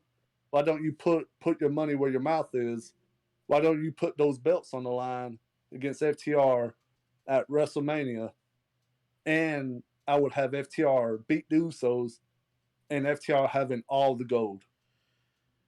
Honestly, I think, because like I said, I don't know how realistic it would be to get FTR, but if Jeff Hardy got released from AEW and Matt Hardy was able to get out, I think the Hardys might be more likely if you're wanting to bring in a surprise team. But I would make it a stipulation though for the undisputed tag belts though. I forgot to add this in there. I'll make it a ladder match. I mean, it doesn't really do much for FTR. I'm trying to think I'm just saying I would book FTR because you have the Usos coming out running their mouth saying they're the greatest tag team of all time. You know what I would do? I mean, I'm sorry to walk on it because, like I said, it's just I don't want to put in an AEW team in there. What if you did Drew McIntyre and Sheamus, putting aside their differences? Well, Booker Sugar Khan ain't gonna let them go to. Yeah, because I kind of want to keep it semi-realistic. I want to, because I mean, Trish Stratus would come back for a paycheck. I would imagine, and then I'm trying to work with the main roster. But that's my. The only problem with Sheamus and Drew McIntyre is, like Bobby says, if the Usos are coming out and saying there's no tag team they've not beaten, they're the greatest of all time, he's basically doing a Hogan promo when he said that when the Warrior came out in '98 at WCW, when he says there's no man I can't beat, there's no Warrior I can't beat, all like that. He's doing exactly the same with the Usos, but he just needs a tag team that's a name that everybody knows. I'd bring out the Dudley Boys. Because Devon still works for him, and Bully Ray is still good friends with him. There's more chance that Dudley Boys. I agree with that. The Dudleys would be good. Because that's how I would book the undisputed tag belts. But the U.S. belt is perfect. I agree with that. I agree with that wholeheartedly. Absolutely. I don't know. Did Dino hear that? I don't know if he heard. Remind me, U.S. belt. He's doing Pete Dunne versus Lashley for the U.S. title. I go with that. Bruiserweight, yeah. He brought back he repackaged him as the Bruiserweight. The Bruiserweight. Have the Bruiserweight UK Pete Dunne. Screw that Peaky Blinders crap. Bleeding, get him back as a Bruiserweight. Yeah. Mm-hmm. But that's my booking for both of them. I'm disappointed, Bobby. You said the greatest tag team of all time, and you didn't mention the Acclaimed. I am so disappointed. Tisk. So disappointed. You didn't mention them. Okay, so all right, so we got there eventually. Okay, so me Andre the Giant very simply, you've got. I've just changed it. Surprise entrant in the Andre the Giant Battle Royal, Gabe Svensson, that new lad, Gabe the NC. Stevenson? Yeah, Gabe he Stevenson. enters. He wins the Andre the Giant Memorial Battle Royal, and he takes on for the Intercontinental title next night. Braun Breaker versus Gabe for the title. Ooh. There you go. That's your Intercontinental. Oh yeah, Okay, that's good. absolutely. So Gable Stevenson and Braun Breaker for the Yep. Intercontinental title. Yep. Okay, so And Gabe wins the Andre the Giant Battle Royal night before. we're only waiting Yeah. on Cuff's booking here, Yeah. but which he's booking the Undisputed Title feud and Logan Paul feud, which I'm just gonna go ahead and put in there. I think y'all be good with this. Roman Reigns versus The Rock, Yep. because I mean I That's think gonna happen. that's like a foregone Course. conclusion. It's inevitable. Of course. Okay, Rock versus Reigns, and then let me see. Oh, here comes Cuff. What's up? What up, Cuff? All right, so your job here to book this is to do the Undisputed Title feud and a Logan Paul feud. What do you got for us, Cuff? Logan Paul, him being a social media influencer or whatever, I'd play to his strengths. I would have a challenge thrown down on not on a WWE television show, but on a WWE social media program, which is Up Up Down Down. I would have Xavier Woods challenge Logan Paul to a contest, a gaming contest on G4 TV. Ooh.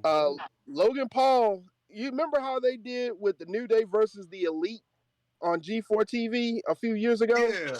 Mhm. I would have them do something like that where Xavier Woods has the New Day and Logan Paul brings in his brother, Jake Paul, and they would they would be there, they would be playing, and a fight breaks out during the gaming competition or whatever. So then it moves over to Monday Night Raw. Mhm. On Monday Night Raw, we have Xavier Woods and Kofi Kingston talking shit to Logan, the Paul brothers, basically. So then we get a sort of like a match, like a actual match challenge being thrown down at WrestleMania, of course. Mhm. The Paul brothers, the New Day having 3 members, they're gonna need to bring in somebody, and that somebody is down in NXT 2.0, and his gimmick is that of a social media influencer, Grayson Waller. So Grayson Waller and the Paul brothers versus the New Day, and it would be a 6-man tag match at WrestleMania, and I would have, I think I would put the New Day over Logan Paul, or the Paul brothers and Grayson Waller. I agree with that. And then for the Universal title picture, whatever the hell you want to call it, the Galaxy title, whatever, I would have Roman Reigns. Roman Reigns as the champion. In a series of matches, he would be getting pinned clean in tag matches, not singles, but tag matches.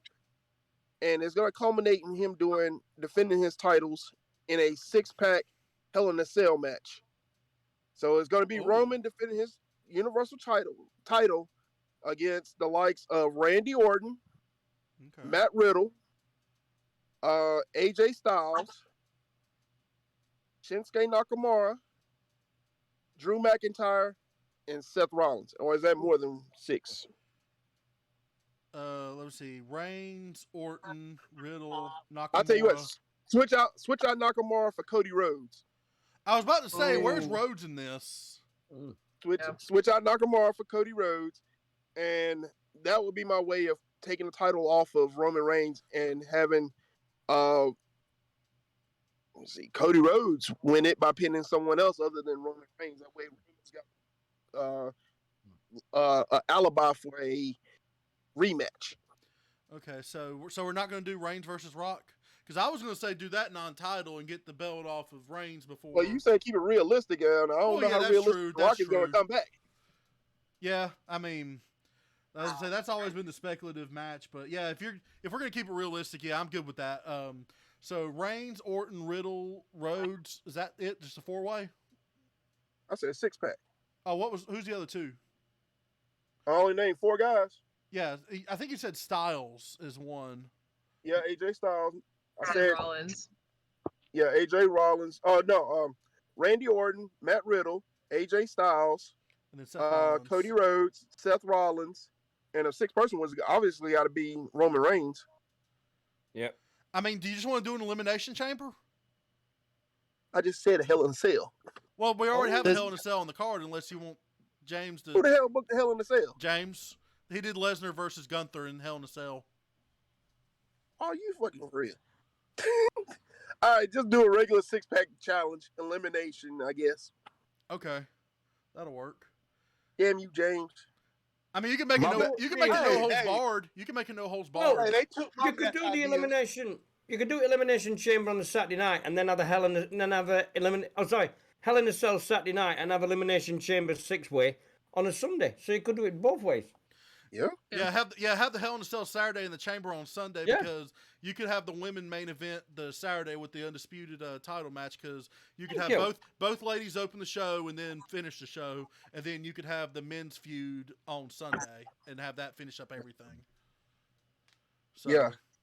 Okay, so let's go ahead. Let's look at this card from top to bottom here. Well, not really necessarily from top to bottom because it's all over the place. It's out of order. So the women's tag title unification match, and this isn't necessarily on what day is what, because then that's a whole nother set of organization that I ain't got time for right now. So Yeah. the women's tag title unification match, Nikki ASH and Doudrop versus Sasha Banks and Naomi, Pat McAfee and Trish Stratus versus The Miz and Maurice, Grayson Waller and the Paul brothers versus The New Day. And then you got Lashley versus Pete Dunne for the United States title. We got the Usos versus the Dudley Boys for the tag titles. The Andre the Giant Memorial Battle Royal. Braun Breaker versus Gable Steveson for the Intercontinental title. Bad Bunny versus Johnny Knoxville in a Hollywood backlot brawl, and the 24/7 title will be involved in that. Lesnar versus Gunther inside Hell in a Cell. A women's battle royal match for the mid-card belt. Reigns versus Orton versus Riddle versus Rhodes versus Styles versus Rollins in the Elimination Chamber. Shayna Baszler versus Ronda Rousey. Belair versus Becky, and then Bayley versus Baszler in the main event, or in the the main event for night one. You've got the undisputed tag Belair team versus belt. Bailey. I said Usos versus Dudleys. Oh. Yeah. So that's our WrestleMania card that we fantasy booked with between the 6 of us. Like, That already sounds better than the actual WrestleMania. Honestly, I know, watch it. right? I'll Hey, tell you that's what. Not a single popcorn I'll match. tell you what. I'll do you a Hey. favor. I'll create that. You get me that card out, and I will create that, and I will put that WrestleMania together on Twitch and do it on WWE 2K22, and just do it the whole thing, and I'll commentate the whole thing. You can do it that way and have it as a real life WrestleMania one night, and I'll do that on my Twitch channel. Can I be your Dude, let's do co-commentator? that. Let's do that. Hey, Yeah, can all be cool commentators and stuff like that. Yes. But if Hey. you want to, we can get that together because we've got all the wrestlers and everything like that, and recreate that and have everything like that for two nights of WrestleMania. Oh my Oh. God, that's dope. I Hey, I forgot to mention in that undisputed tag team bouts, the Dudleys against Usos. I'll have the Dudleys win it. Okay, that's fine. But hey, so I sent that thing over real quick. Did y'all get it? what thing? These nuts. Hey, why don't you turn on your webcam, because I think you got Mr. White on your lips. I got him. I had to get you, man. I had to get you. Oh, Lord. I'm just gonna quit Yeah, you said- responding to you, Cuff. I'm just gonna quit talking to you at this point. I feel like if you just no sell it, he'll stop. Genius. I'm Yeah. going for the guys. Yeah. Just give me that card, Matthew, and I'll work it out and I'll get it written out for Yes. WrestleMania. It's And then you completely can out then of do order, it. but I will put it in the chat. Yeah, just work it out over 2 dates and everything like that, and then we can do it that way. But definitely get Hell in a Cell. We'll have it WrestleMania and everything. Okay. And then, Cub, if possible, we Cub, can... thank you for coming in, man, and giving us your prediction. I Yeah, man. appreciate it. Yeah, I greatly appreciate it. Let me Shit. Let me get this organized here because I'm all over the place right now. Woohoo! Yeah, I'll organize it into 2 nights. Then that way, so if you do it like that, then if you simulate the 2 women's matches, then it doesn't necessarily have to be Bailey versus Baszler. It's just whoever just wins those 2. That way that'll be your final. It's going to be a hard one doing the Andre the Giant Battle Royal when get Gabe Svensson to win it.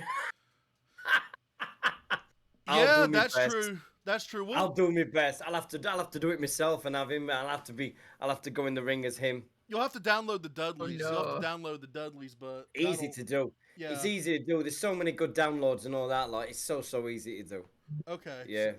All right, so that'll work. We'll talk about that, and then we'll definitely let y'all know as well. So we'll be doing it on Dino's channel. Go ahead, plug your channel real quick. Yeah. OBG, Old Brick Gamer. It's OBG, and then it's the words Old Brick Gamer, all one word. It looks like OB Gold Brick Gamer, but really it's Old Brick Gamer with me initials. Mm-hmm. So that's the Twitch channel. But yeah, definitely do it on Twitch.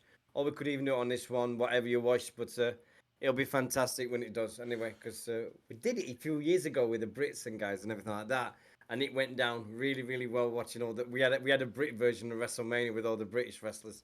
Mm-hmm. And we downloaded them all from early WWE. And we had the best of it was we had 2 proper British wrestling commentators do it. Who know this stuff, and they said, yeah, we want to do this. So I was doing the MC announcing and everything, and we had 2 proper commentators from promotions. They called all the matches on this video game. It was brilliant night. It was absolutely fantastic. That's awesome. So that's where the idea come from. So I like it. I like the idea of it because I remember back in the day, whenever I would play the old wrestling games, I would do an entire tournament with every single wrestler on the roster. I would do a tournament with every single person and just see who would win. Yeah. There was a company over here that did that once called 5 Star Wrestling. They once offered CM Punk $1 million for one night. And then they announced that they were going to have a 128-man battle tournament involving 128 wrestlers and battle to the one last person remaining. Problem was, their events wasn't very well attended. I think they were having it in 10 to 15,000 seat arenas, and they only sold about 150 tickets. Okay. So it was a disaster from start to finish. Yeah. As I said. But I think that Mania is fantastic. It's the way it does, and I love the women's matches. The Bailey versus Shayna. Oh my God, get in there. Well, if that turns out to be the main event, then it better be. Here's a question for all 4 of you. I'm joking. It's fine. I know I'm jumping out. Are we doing SummerSlam yet? Oh, we're gonna get there. We're getting there. I got a few more things I wanted to go ahead and get out of the way real quick. But I was gonna do a quick update on the G1 Climax update to see how everyone's doing over there real quick. Right now, so in Block A, Kazuchika Okada has 4 points right now, still 2-0. Bad Luck Fale 2-1, 4 points. Not doing too bad. Mm-hmm. He's up there in the top right now. On the top, he's tied for first right now. Jeff Cobb's got 2 points. Lance Archer has 2, and Toru Yano has 2 points. And Tom Lawler and Jonah both have no points. 0-1. Does Jonah have no points? He's only had one match so far. He's only had one match. It was a loss. Jonah deserves more. That's what I'm saying. Like he's no points. For people unfamiliar, Jonah was he was from NXT. God, what was his name? Bronson Reed, yeah. So that's where he's from. He's over there now in New Japan. So he might come back to WWE. There's a Triple H. Yeah, I mean if Triple H is running it, because I mean he was booked pretty solid when Triple H was in charge over there. But yeah. So B block, Jay White's in the front seat, right in the driver's seat for 4 points right now, 2-0. Tama Tonga's got 2 points. Chase Owens has 2 points. Tai Chi has 2 points. Sonata has 2 points. Ishii has 2 points. And Great O'Khan has no points. Poor Great O'Khan. Ishii's the dude with the bowling shoes, right? Yeah, Ishii's the dude with the bowling shoes. I'm so mad you brought that up to me. I'm so mad.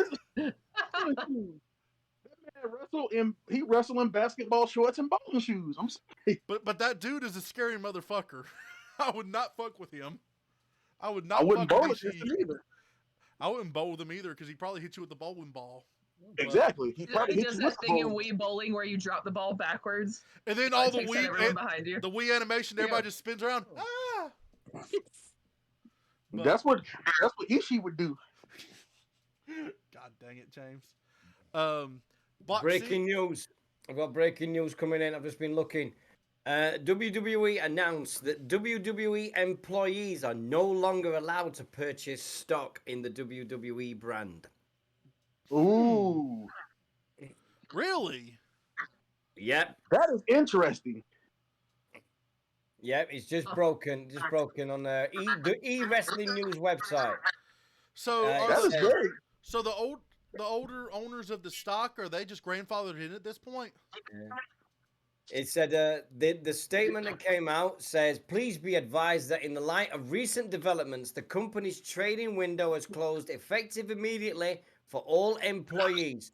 Until further notice, you are prohibited from any purchases or sales of company securities. You are also instructed not to speak with others about this note. That's all on Kevin Dunn. That's Kevin Dunn, because he's been selling it. He's been selling all his stuff and everything that's like right. that. Dude, I hope they fire That's his insider. ass. Dude, Yeah, that's fire his insider. ass. Yeah, that's insider trading. You can't do that. Yeah, he's been. This is all on Kevin Dunn. This is all on him. Bye-bye, Kevin Dunn. Bye. Get out of here, Bucky Bye-bye. Beaver, you stupid motherfucker. Oh, guys, Yes. hold on. I got. I'm gonna do Hopefully a they great fire him on impression his of day off. Kevin Dunn. Bitch. Or not Hope wrestling. they- what the fuck Hey, is now, that? He's doing the Jim Cornette impersonation. Yeah, he's doing Jim Cornette, doing Kevin Dunn. Nobody gonna know who Tony Funk Yeah. is. He's Yeah. gonna be wearing a wear stockings. Hey, Yeah. right, that's right. Hey, there's Yeah. no He's Tony doing- Funk. That's Jim We're not Cornette doing wrestling. Kevin Dunn. That's Bobby doing Jim We're Cornette stuck doing at Kevin Kevin. Dunn. I think you Yes. killed James. The James rest is of them. gone. Yeah. Nobody knows James. who Tony Funk is. James is James. deceased. Yeah. But yeah, that's the latest has come out, and they've just announced their latest quarterly dividend. James, what? WWE I'm stock sorry. went up too. That's something else I forgot to Yes, it mention. did. It's in the gone up. notes. It's declared a quarter dividend of 12 cents per share for Yeah, all Class I'm about A to and buy me B. some WWE stock. Because it was at I wonder if they 70. got it on sale. It was at $71 last I looked, and that was like I can one of get the two highest. stocks and get one at half off. I might buy it. I'm waiting for it to go back down. I'd wait for it to go back down because it peaked. As I say, it peaked at one time. I think at $100. I want to say during the COVID era, since it was one of the Yeah, I only wouldn't buy things it going. again.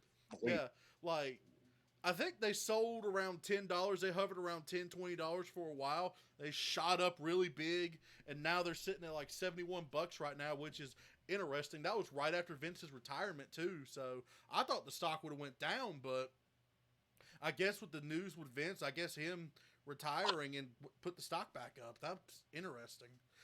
Well, for the record, how did you guys love my Kevin Dunn impersonation? Yeah, all right. Yeah, Thanks, all I right. hated it. Yeah, next thing I just thought of Elmer Fudd was going to come out and going, "Hello, I'm hunting rabbits." Ha! But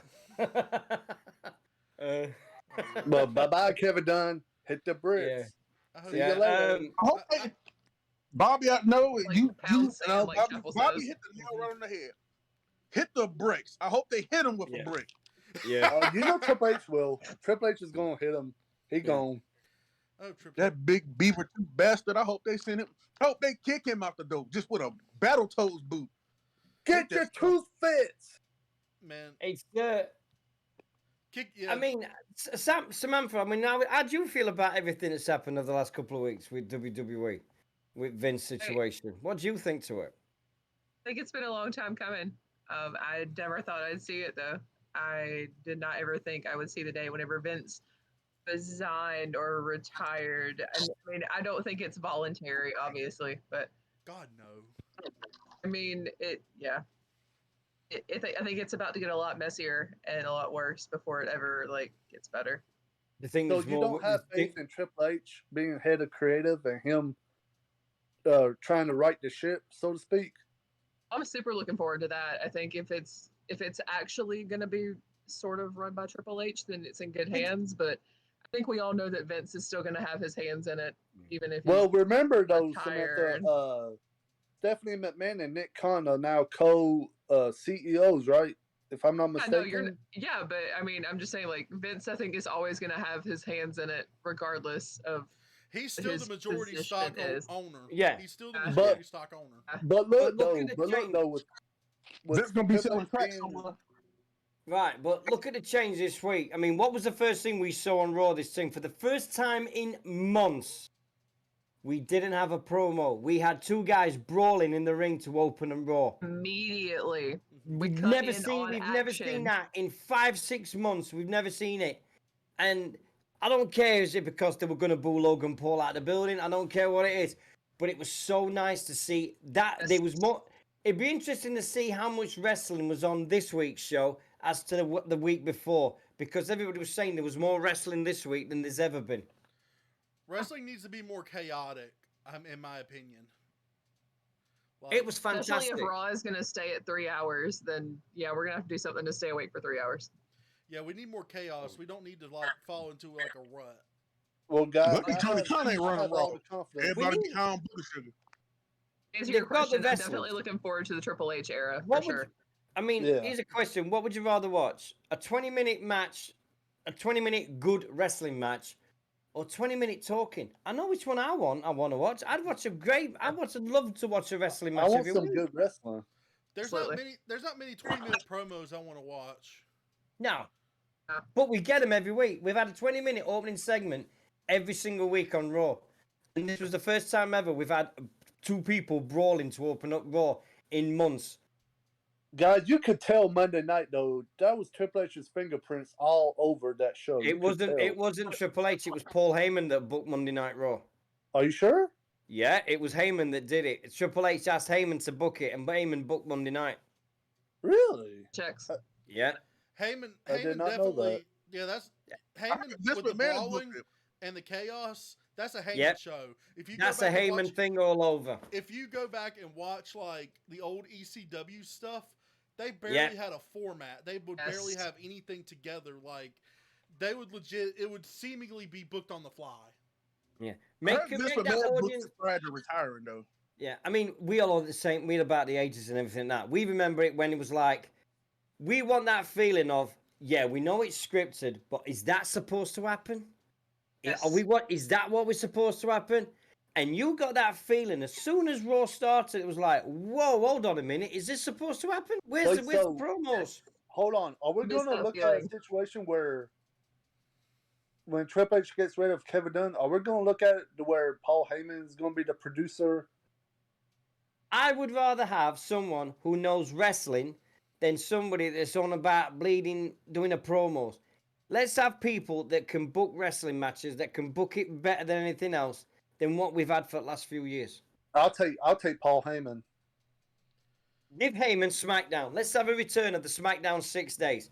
Let's get Heyman, give Heyman SmackDown again. Heyman definitely needs to have a big voice in the creative room for sure. Agreed. Like Heyman, Jeff Jarrett, Triple H, Three trying to think there. of some other guys. That's like three great minds right there alone. Like You've got Jeff three Jarrett- guys. You've Jeff got Jarrett- three guys there that did three companies. You've got Heyman that did ACCW. You've got Jarrett that did TNA, and you've got Triple H that's done NXT.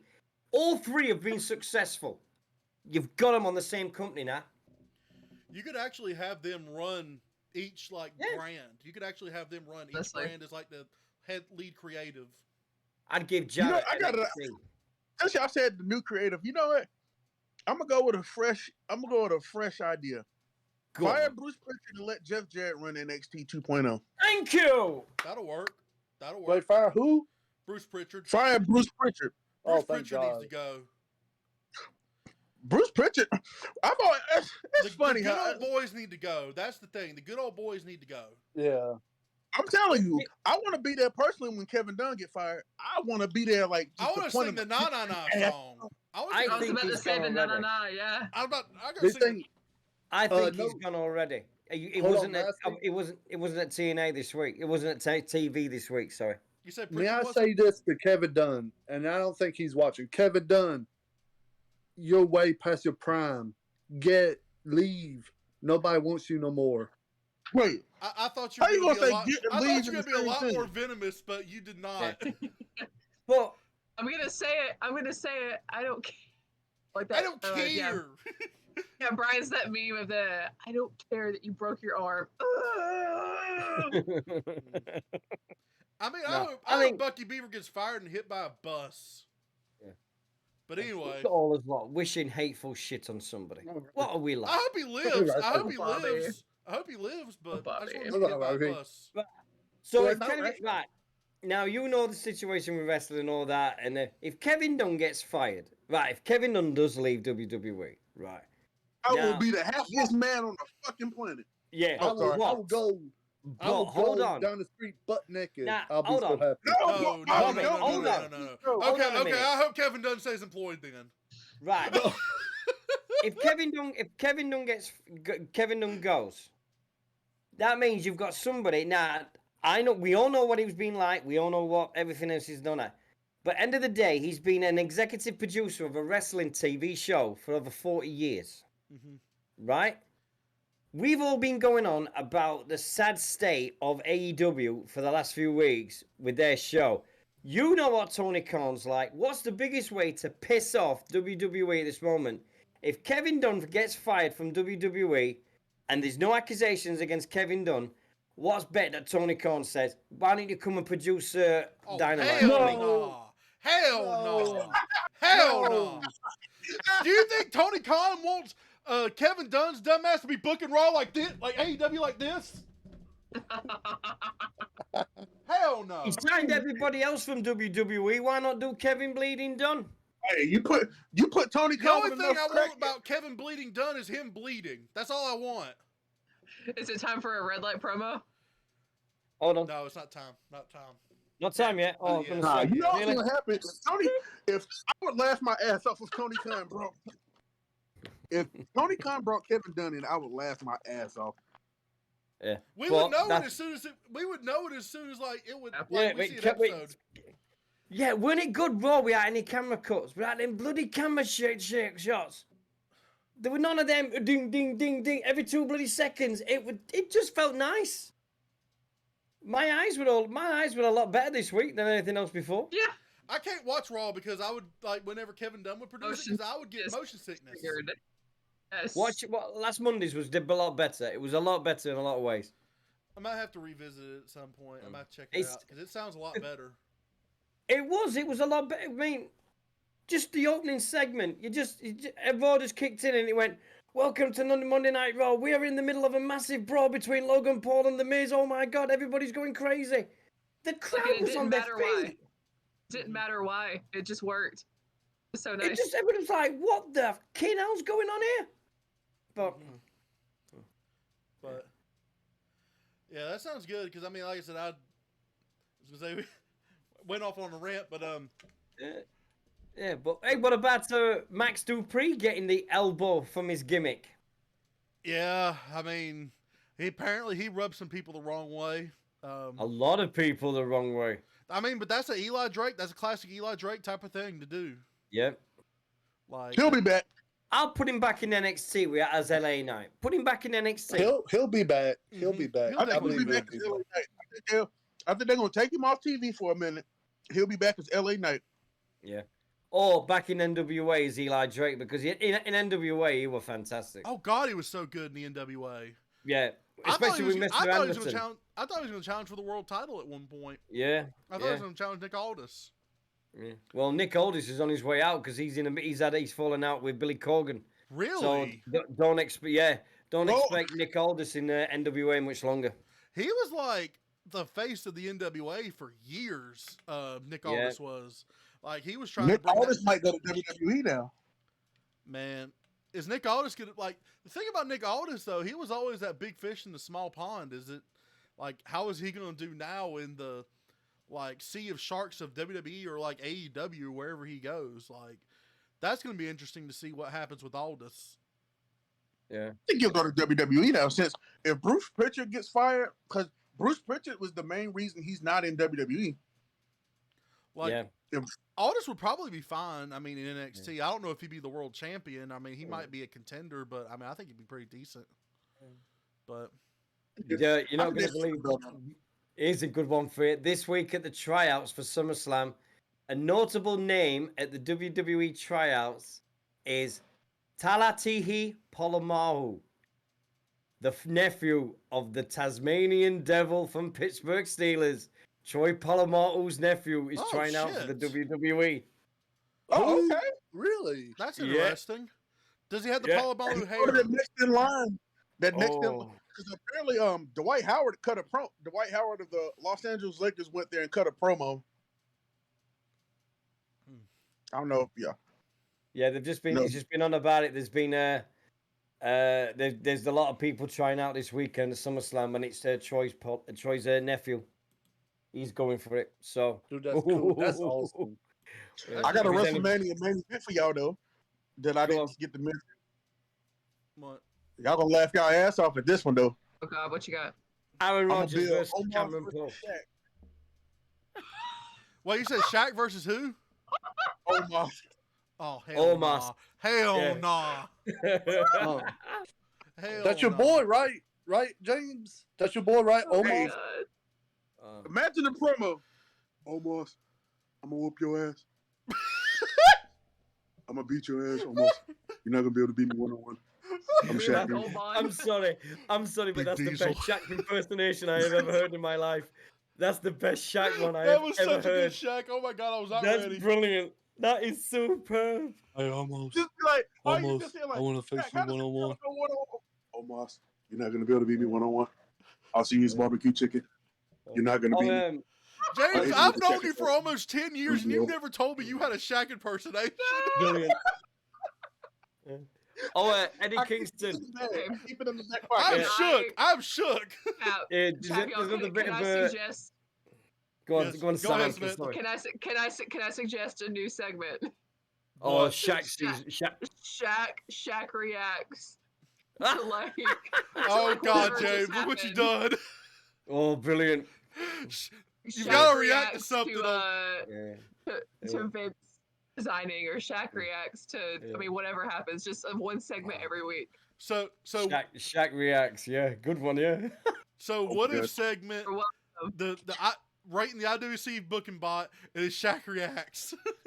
Yeah, definitely. Oh, That's amazing. Please. we Yeah. might have to make yeah, that a segment. here's one for you guys. Eddie Kingston rants off on the AEW locker room. In an interview, What? Kingston weighed in on Christian Cage, Adam Cole, and more. On Christian Cage, Eddie Kingston says, "How can I say this? How can I say twat without saying twat? Okay, so twat. He's a twat." On Adam Cole, twat. No, that's in my head now. No, Adam Cole, man, he's too pretty. I don't know whether to take him out on a date or fuck him up. I don't know. Whoa, wait Adam- a minute. Adam Hold up, Cole. That Oh was my very God. sus. Yeah, on Jungle Boy, being too pretty and how his friends like John Moxley are ugly. Nah, he's too pretty, is Jungle Boy. I don't hang out with pretty people. If you notice, everyone in my crew is not pretty, even though Mox thinks he's a heartthrob. He's not. Ortiz God. isn't good looking. The only good looking people in the group of friends I have are the women. That's it. All the guys are ugly, including you, Mox. That's That's it. gotta be a work. That's gotta be a work. Yeah. He's ribbing. He's gotta be ribbing. I think he's ribbing. He's brilliant. Kingston's superb. So I was say, speaking of Eddie Kingston, I seen something this week where people were talking about. I've seen a lot of like conversations with people saying who was Claudio's first opponent could be, and a lot of people were talking about it could be Eddie Kingston, which I would actually think, since they've had this like random beef Yeah. for so long. Okay, so like it's not random. I mean, if you've been a follower of Chikara, like I don't mean to be like that. They handed me actually. So I mean, the only reason I know this because I was a fan of these two in Chikara. So Chikara, I think everyone loved Claudio Castagnoli. He was like the big like babyface. Everybody loved him. And Eddie Kingston's like, I don't trust that motherfucker for shit. And, you know, he was always kind of like a tweener between like babyface heel. And they ended up having a match. And Claudio ended up actually turning heel. So Eddie was right the whole time. They had one match and they were going to book another match eventually. You'll like this, James. They actually whooped Kingston with the belt. Claudio did. He get him to Ron Simmons. He gave him the Ron Simmons. So You might need to check that out. But they never ended that feud. They never ended that feud because Claudio went to WWE as Cesaro. So, like, they never actually ended that feud. So that's why everyone was kind of clamoring for that, because Eddie never got like his payback on Claudio. Oh, so that's why they was. I know I seen a picture of them in Chicago. They both look like used car salesmen. Yes, but I need to find that picture because that was hilarious. That was like such a. They look like used car salesmen. London, they're gonna sell you the most bullshit car on the lot for like $200. They're gonna sell you a straight lemon. They're gonna sell you a damn 88 Datsun with like no alternator. I have a question. How would Shaq sell that car? I got this car. It's on the lot. It's missing the alternator. Tell it to you. $500. It's Shaqalicious. Cash money. Buy my shoes from Walmart. Buy my shoes from Walmart. Hey, his shoe. I hate to bury Shaq. I've actually bought his shoes and they're terrible. They're low quality shoes. You're a damn liar. I've got to retract a statement. Sorry, James. I've got to retract a statement. This week's Raw was written by Vince McMahon. What? I've just seen it. Right? Even though he was appointed, this week's Raw was all written by Vince McMahon. And it's 10 years this month since Raw went 3 hours. Wow. We've had 10 years of 10 years of 3 hour Raws. 10 years of an unnecessary third hour. I think they're gonna cut the third hour at some. I think so. I hope so. They will cut the third hour about this. It's 10 years since we had the 1000th episode of Raw. Wait, Dino. So you're saying Paul Heyman didn't produce Raw? No.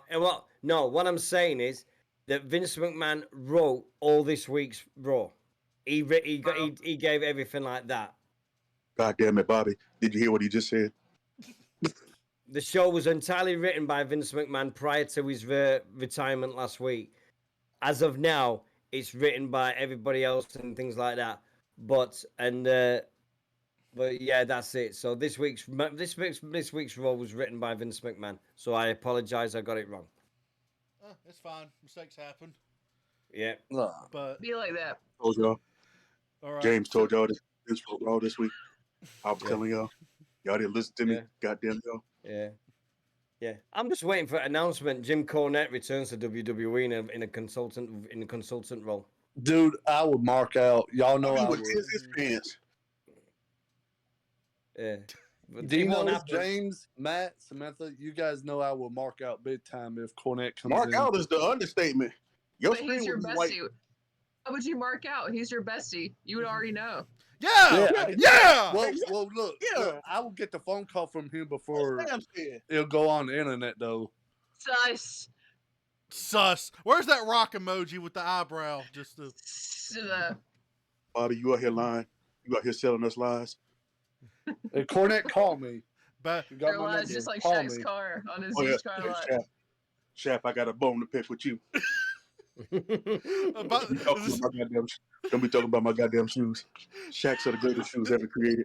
Those shoes are so sorry. Especially if you put Gold Bond in them. Oh my God, the little Shaq shake. I mean, we don't have the Shaq shoe over here. How bad are they?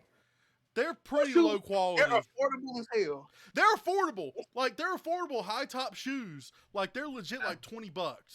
But God almighty, Also, they're affordable. But at what cost? You couldn't do basketball in them. You couldn't play basketball in them. I'd break my ankles in them. I would break my own ankles. Hey, my cousin was size 15 and he was out here in some Shaqs trying to dunk and shit.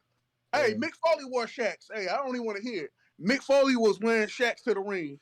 Okay, that might not be too bad then. They might not be. Mick Foley was out there. The pair I had were god awful. The pair I had were horrible. You know, Mick Foley. You know, Ray Charles dressed him though. Mick Foley would buy 6 pairs of Shaqs just to save money. You know what he's like. Yeah, he would definitely do that. I remember in the old SmackDown games when you picked Mick Foley, always looked like he was wrestling in socks. Like he had like a sweat. He had like the tattered shirt, the sweatpants, and then he had like white New Balances. He had the Oh, white God. New Balances. He did have the Coach- white nukes. Coach He just looked like he said was Air riding a girl. Gordon. That's I feel like brilliant. Mick Foley would have wrestled in some Air Monarchs.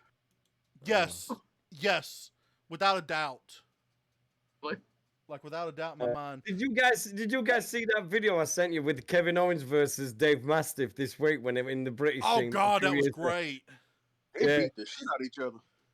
That was. I put the whole match. I gave you the whole match as well, but that was just so funny. It took a lot. Everybody's been sharing the video now because that's a few years ago, and all of a sudden now everybody's seen it. And Dave Mastiff himself messaged me and he went, "Thank you for bringing that back, mate." He says because that's one of the. I said, and I ended up having a 10-minute conversation with Mastiff and just said to him, "How was it?" And he says, "Kevin Owens was the greatest night ever of me as a professional wrestler."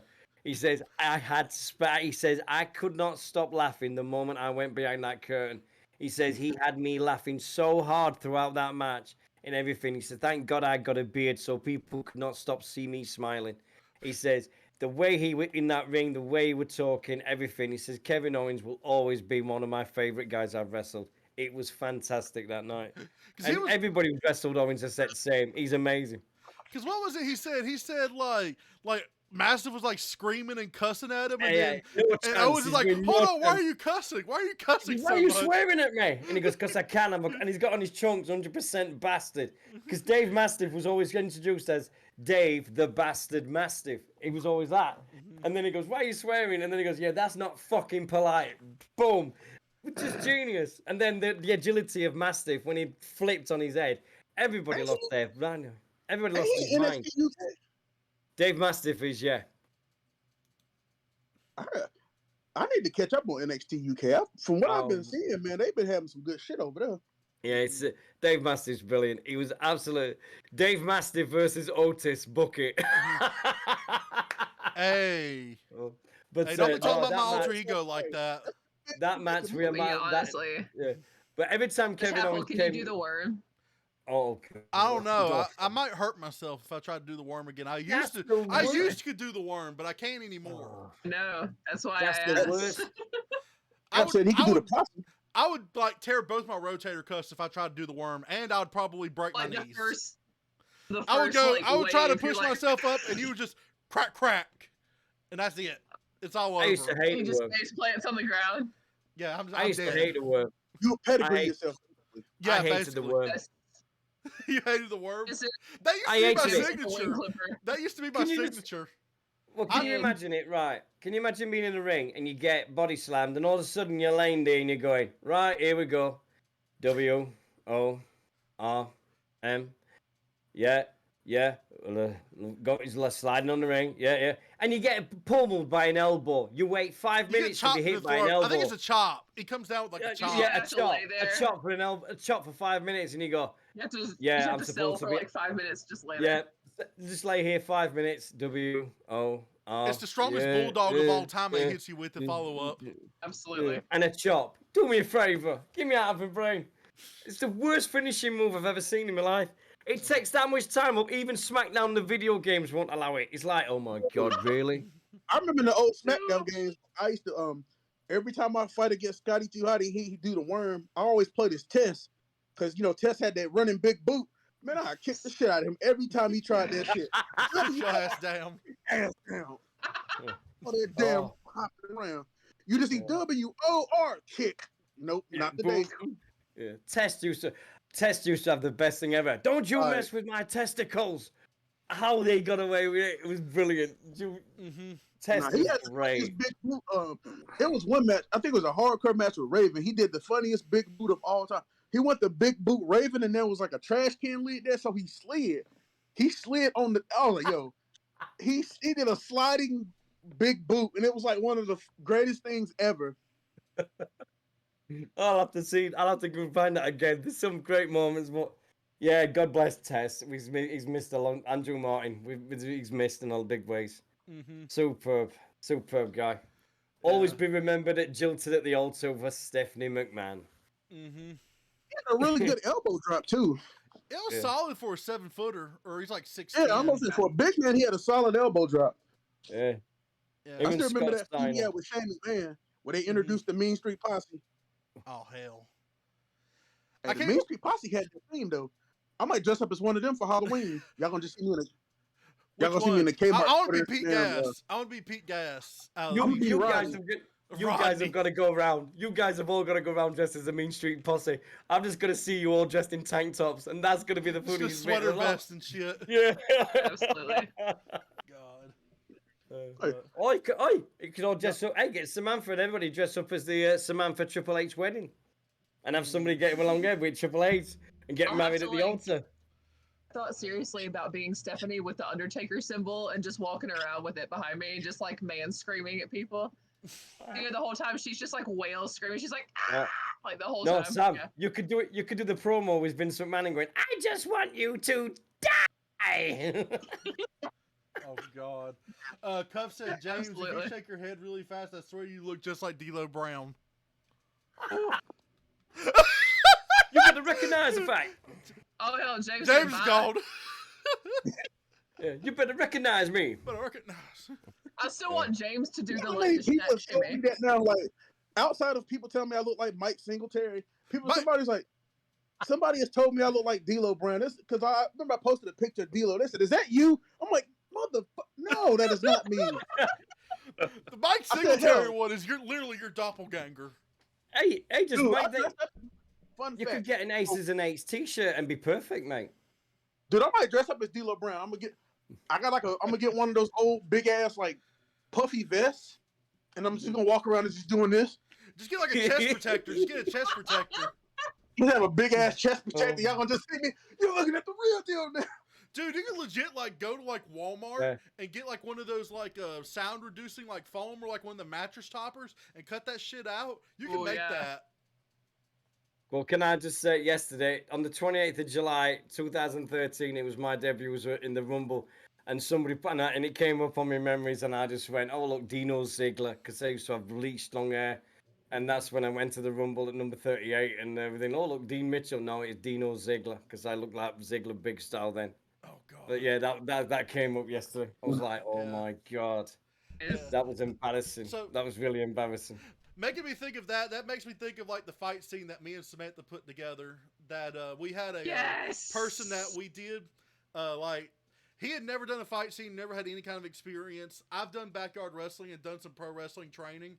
So Go ahead, you tell it. okay, so we were invited to contribute to a blood donation PSA, part of Women in Horror Month, and there wasn't really a theme that we had to go by. We were told it could be much anything we wanted. Like there wasn't anything like that was overkill. Basically, it was this. It was a dream sequence of this dude watching something happen at a party, and what he would do if he like had the balls to do it. Basically, so Chad got his ass whooped for like a solid 2-minute fight scene in the middle of our kitchen, and it was one of the most fun things I've ever done on film. It was great. Well, the reason why he whooped my ass was because I was that stereotypical jerk at a bar. I intentionally grabbed a woman's ass and like was just being a total asshole. Confirmed. So you got the brakes beat off your ass. Yeah. So Go ahead. ask him whose ass he grabbed. Did you grab? I grabbed her ass, but hold on. So let me tell you how we got this how I got this invitation. Let me tell you how I got this invitation. So I was working in an undisclosed pizza location because I'm not giving them any free publicity. I Undisclosed pizza. Like it had been a while since I've seen Samantha, and I'm like, hey, we should hang out sometime. We should, go reconnect or like. I think you said something about short films or something. I'm like, I'm down to do a short film if you ever want to do anything. Samantha hits me up with a text like probably maybe a few weeks later or some shit. It's like it was it wasn't long before this thing had gotten planned. Yeah, so Samantha texted me is like, look, I'm doing this short film. I've kind of got a fight scene planned out. You'll get free pizza and you'll get to grab my ass in this one scene. So are you down to do it?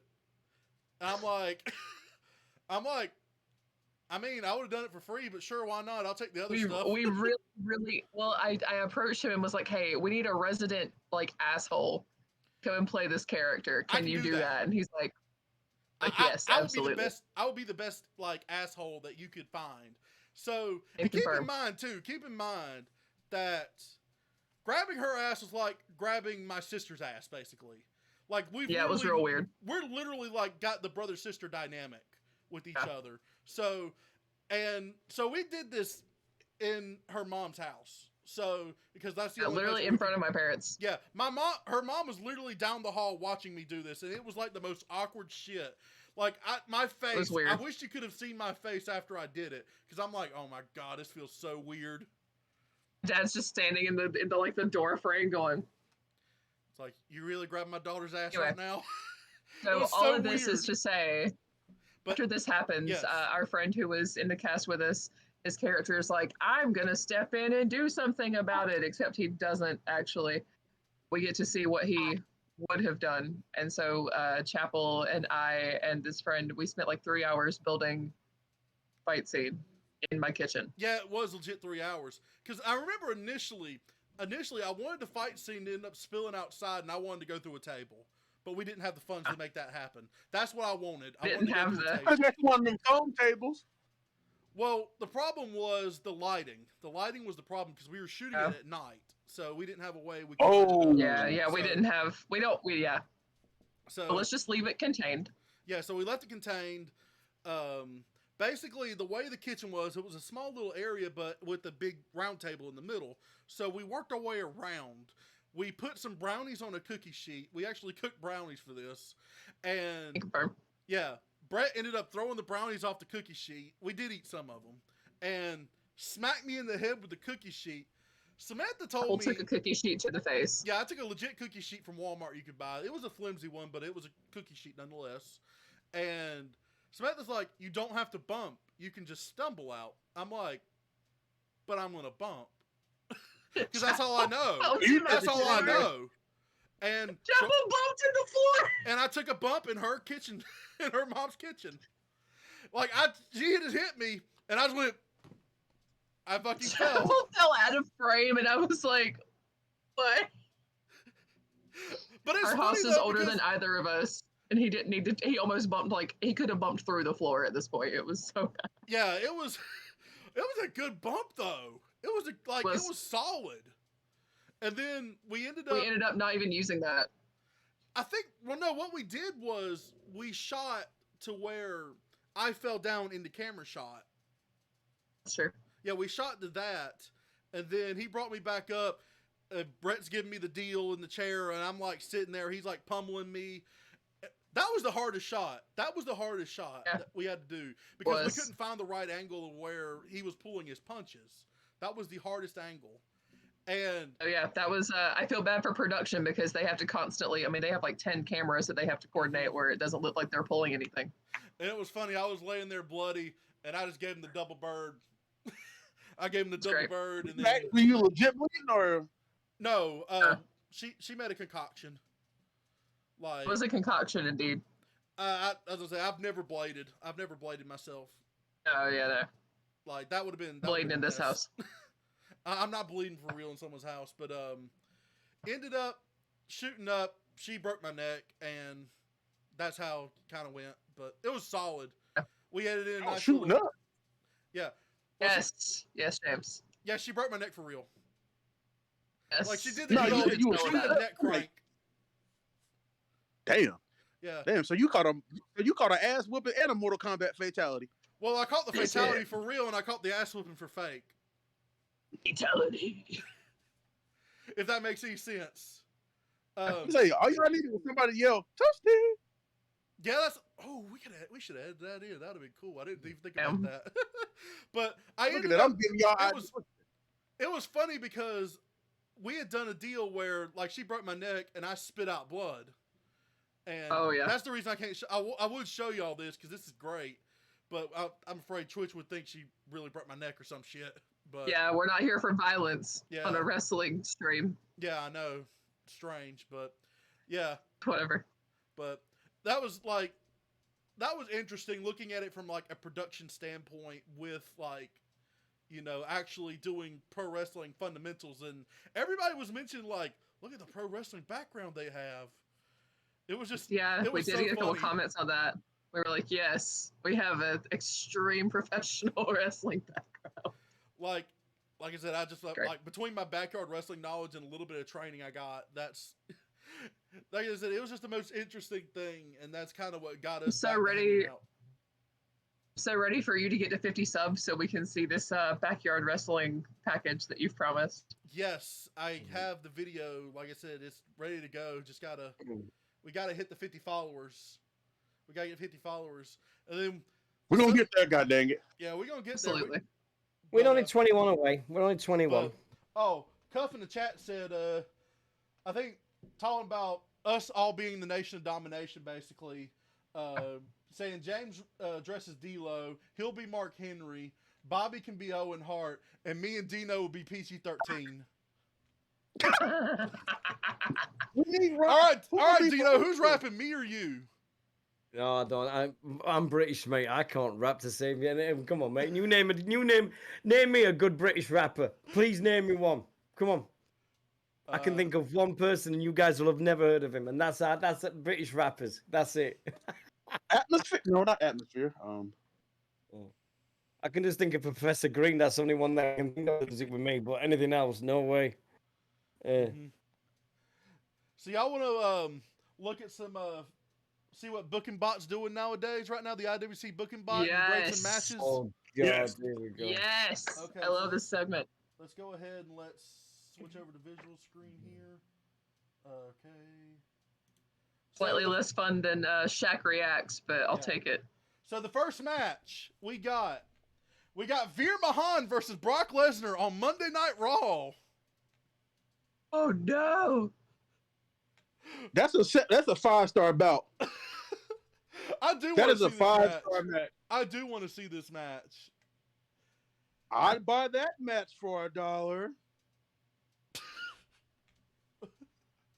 What? Are we still rating it? We can. James gave it 5. What are you going to give it?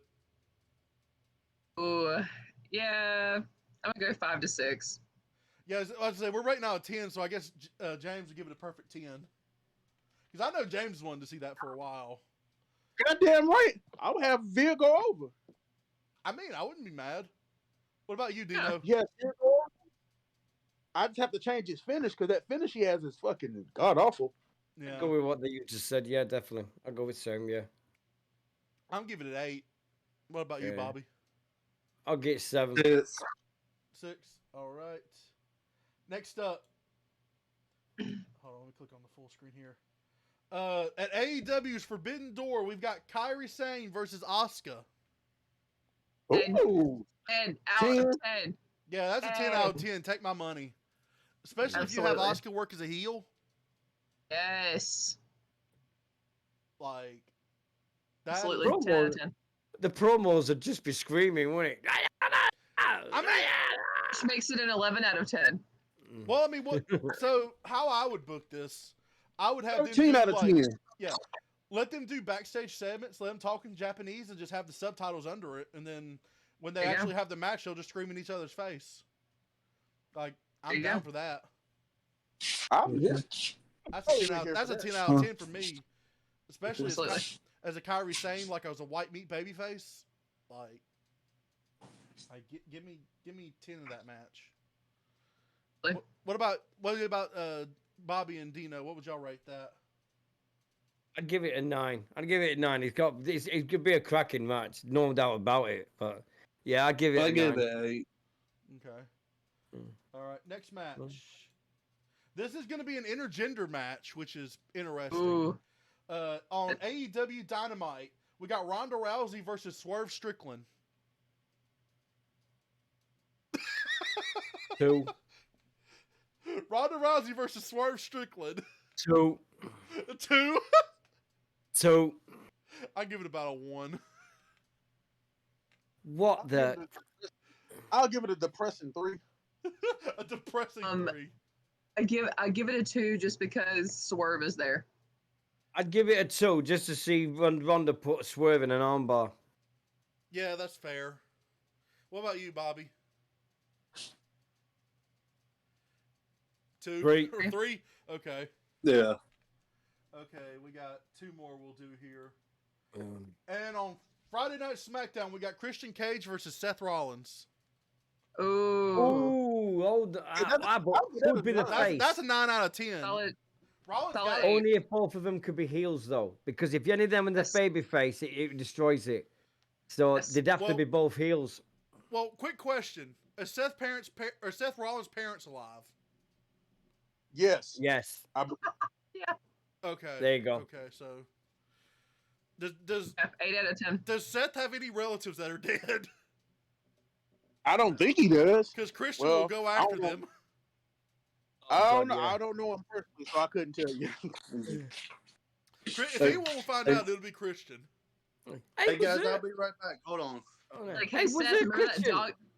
That Was dog Christ- you had whenever you were 3 and it's dead? Guess what? It's fucking dead. Was Christian on On Nick his Rampage grave. last night? Was Christian on Dynamite last night? I actually don't know. I didn't see I him. think he on- would. They've had Was the he? hottest thing. They had the hottest thing for the last few weeks, and because Jungle Boy came back, they took him off TV. That's bollock. That's bullshit.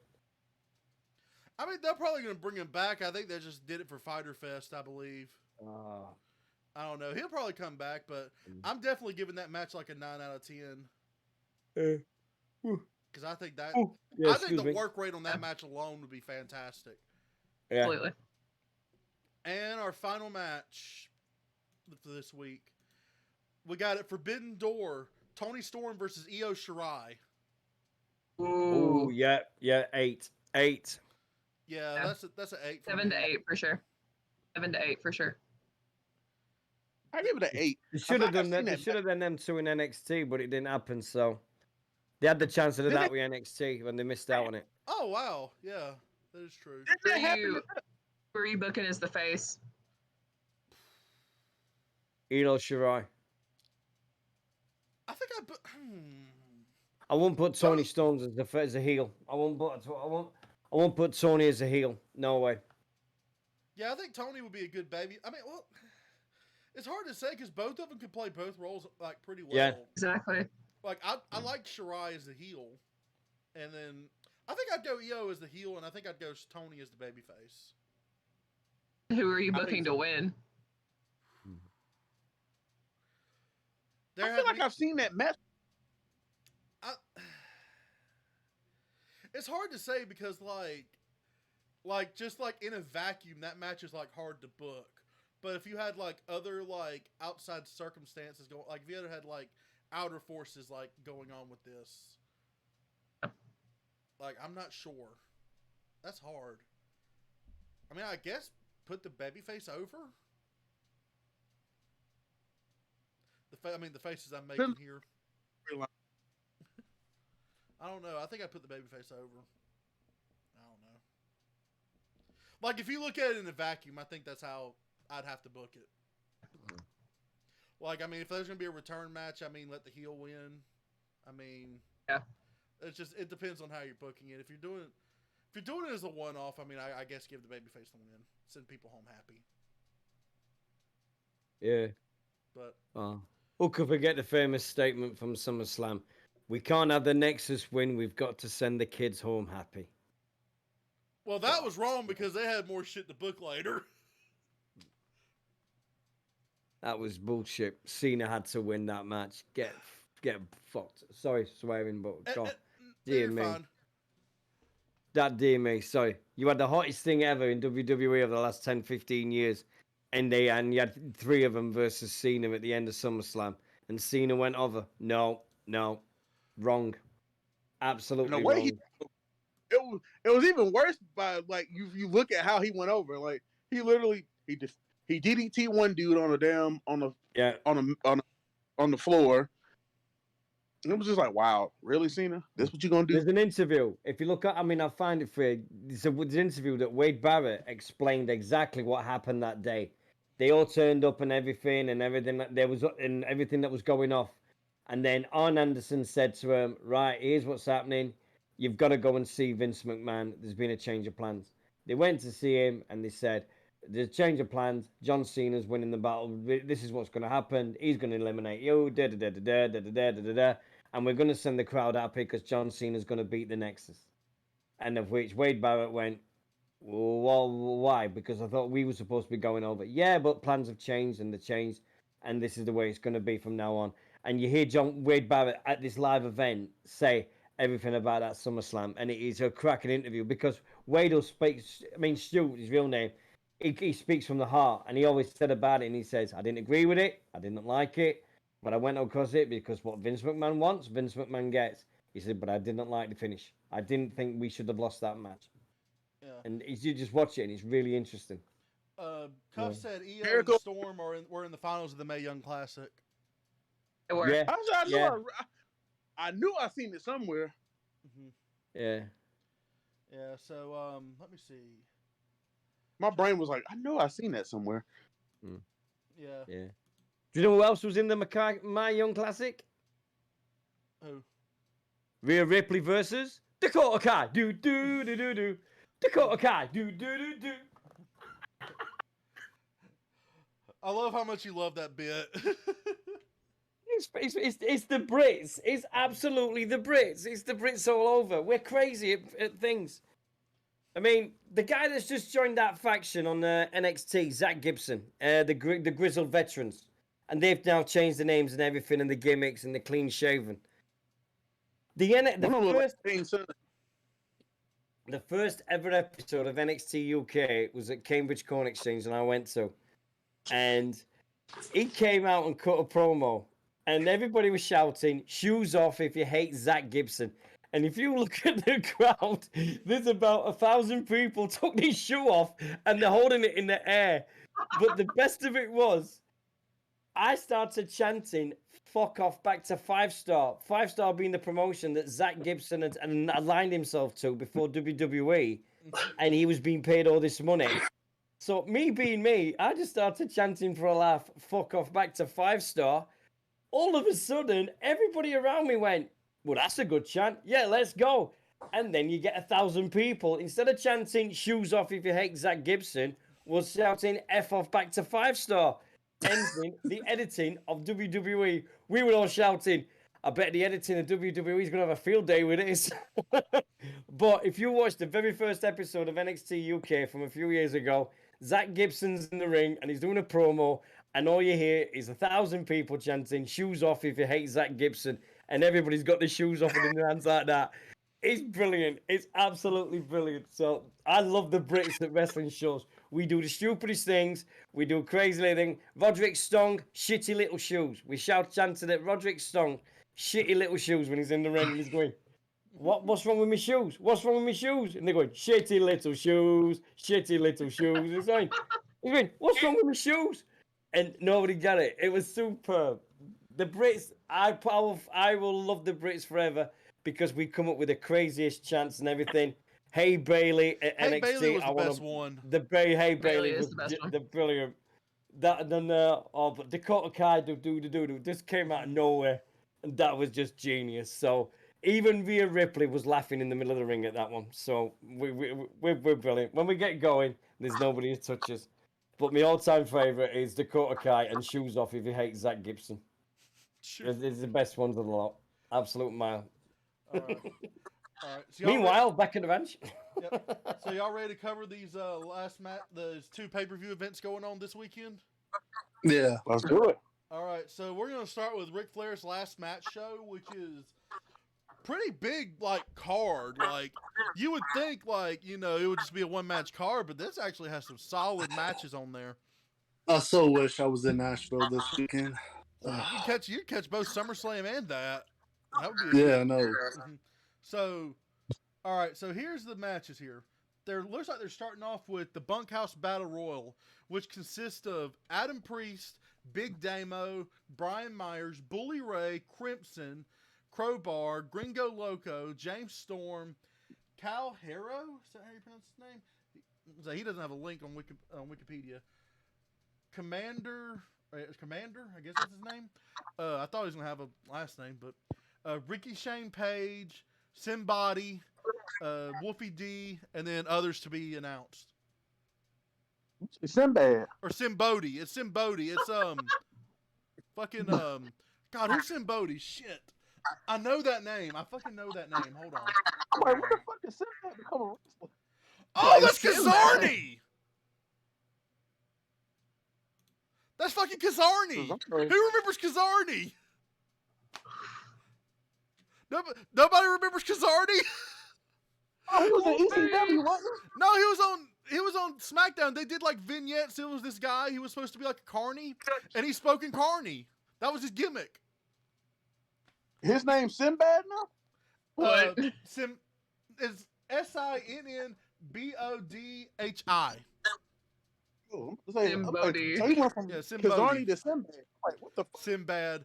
Wolfie D's in this match. Is this the same Wolfie D? Oh, Wolfie D from the Nation of Domination. Yeah, PG-13 Wolfie D. You bullshit. No, it's what it says. It's what it says on the wiki. Hold on. How much is God. this event? How much is this event? Because if I think this it's 40. is going to be, I'm going to get this. It's $40, I think. I kind of want to see this Bunkhouse Battle Royal now. Fuck the Ric Flair match. Yeah, fuck I Ring of Honor. I want to watch this. I mean, Crimson's gonna be the shit. Crowbar, fucking Bully Fucking Ray, Sinbad? Big Damo. Oh, James just yeah. like, oh, Sinbad. Screw Ring His of name Honor. is I'm going to Sinbad buy now. this. Oh, do it. Oh my god. So, the next match on here is I got Sinbad winning, by the way. you got Sinbad. I have no idea who's gonna win this shit. Oh. It wouldn't surprise me if Dusty Rhodes came back from the grave to win this shit. It would not, because I tell you, he Daddy. always won the bunkhouse matches. He always. It's the night after SummerSlam, isn't it? Yeah, it's a Sunday. Sunday night, yeah. Oh, Yeah. screw that. I'm watching it. Book that. I'm there. Okay, so Hold on. I'm buying it now. My God. Oh my God. So the second Yeah, it is. match is Rin Narita, I think that's how you pronounce that, versus Yuya Yamura. And I think those are the New Japan Young Lions. Two of them are going at it. Oh, I've got £2 I got Yu Yu discount. Hakusho. Do what? I got a £2 discount for Ric Flair. Oh, Yeah. nice. What were you saying, James? I got Yu Yu Hakusho winning that one. Yeah, I think I'm going to go Yuya in that one. I mean, Wait, what's the match? What's the match? God, you're going to really make me say these names again? Yuya Yamura and Rin Narita. I think that's how you I'm pronounce gonna go Yuya Marit, whatever. it. Yuya Yamura. I think it's Yamura. I'm pretty sure that's. Imura, whatever. Yeah, I got, So, guess who I got? Right, you guys have got my details, haven't you, for fight? yeah. Right, you don't need to pay for Ric Flair now because I've just bought it. Awesome. I'm going to have to check that out. No, There you wait, go, wait, boys. wait a minute. I recently downloaded the Fight app on my TV though. Yep. Well, How do I? Never mind. I don't know. We'll talk about it off So- stream. It's not important right Yeah, now. talk about it off stream. But anyway, so the third match on here, Davey Boy Smith Jr. versus Killer Cross. That would be a good one. Killer Cross. Yeah, I got Killer I got Cross. Killer Cross winning that one. For those who don't know, Killer Cross was shit. What was his name in WWE? Karrion Kross. Karrion Kross. Yeah. Karen Cross, yeah. And biggest mistake, the biggest drop the ball that WWE have made in the last 5 years. What's bet he goes back to WWE now that Triple H is running things? I mean, if he could get Scarlett back and then they kind of fix things, I mean, be nice. You put Well, you I'm put going Killer for Cross. Killer There's Cross your winning. next. There's one of your opponents for Roman Reigns in future if he stays world champion. Killer Cross. If he gets him back. Mhm. Davey Boy As Smith. much as I love Davey Boy Smith Jr., I got Killer Cross winning. I mean, Davey Boy Smith's solid too. I mean, I wouldn't mind him getting picked up at some point as well. But Yeah. Javi's good. I mean, Javi will always be a big boy. Always. Every time I see him, he just gets bigger and bigger. He's just like his dad. He just I grows know. and grows and grows. And Yeah. But next match we got the Von Erichs versus the Briscoes. This will be an interesting Ooh. matchup. Ooh. That's a toss up for me. I'll probably go the Briscoes I'm on gonna put this. the Briscoes. I'm actually gonna go with the Von Erichs here. Mhm. I don't know. I can't see These Briscoes actual losing. Von Erichs are like great value Von Erichs. Von Erichs are not that great. As much as I hate to admit it. Oh my! Are they like? Are they like? Marshall Eric and kid Ross. or- Marshall and Ross Von Erich. They sound like they boring. They're in MLW. I mean, they are okay, but I mean, they got booked. They got way too much, way too early, in my opinion. But I'm gonna say the Briscoes. Yeah, I'm gonna go Briscoes as well. Yeah, I can't see anything else, can you? Really? Yeah. So you got all of y'all going. All of y'all picking Briscoes. I'm the only one picking Von Erichs in this. Yeah. So Just think of it, Bobby. Just think of next week if you win. Mm-hmm. It's an away game, but anyway, I digress. We got the Wolves versus the Motor City Machine Guns. This is the match I'm really looking forward to. Yeah, that'll be a great one. Yeah, fucking Davey Richards, Eddie Edwards, and Alex Shelley and Chris Sabin. Yeah. I'm going with the guns here. I'm going with Motor City Machine Guns. Have you seen who's doing the commentary for this event? I did not. Tony Schiavone and Jim Crockett, right? Oh yeah, that's right. David Crockett and and Tony Schiavone. Yeah, that's right. I do remember them mentioning that. Now I forgot about that. Yep. But I got the Wolves winning that because I think I don't know. I just picked the Wolves. I don't really have any. Like all these matches. Samantha, who you got? She doesn't have much. Or sorry, what? I was gonna say you don't have. I was gonna say he asked you who you think would win. I don't have main dogs in this fight. Yeah. I have main dogs in that fight. Yeah, she's mostly watching WWE mostly, but anyway. I'm in school full time right now. Yeah, I only have time for like one promotion. Yeah. But anyway, so next match is Rock and Roll Express against the Four Horsemen, which is Kerry Morton and Ricky Morton against Brian Pillman Jr. and Brock Anderson. Ooh. Part of that must be part of the 43 Horsemen. Maybe I don't. So wait, Brian Pillman Jr. is going to be a heel. Okay. All right.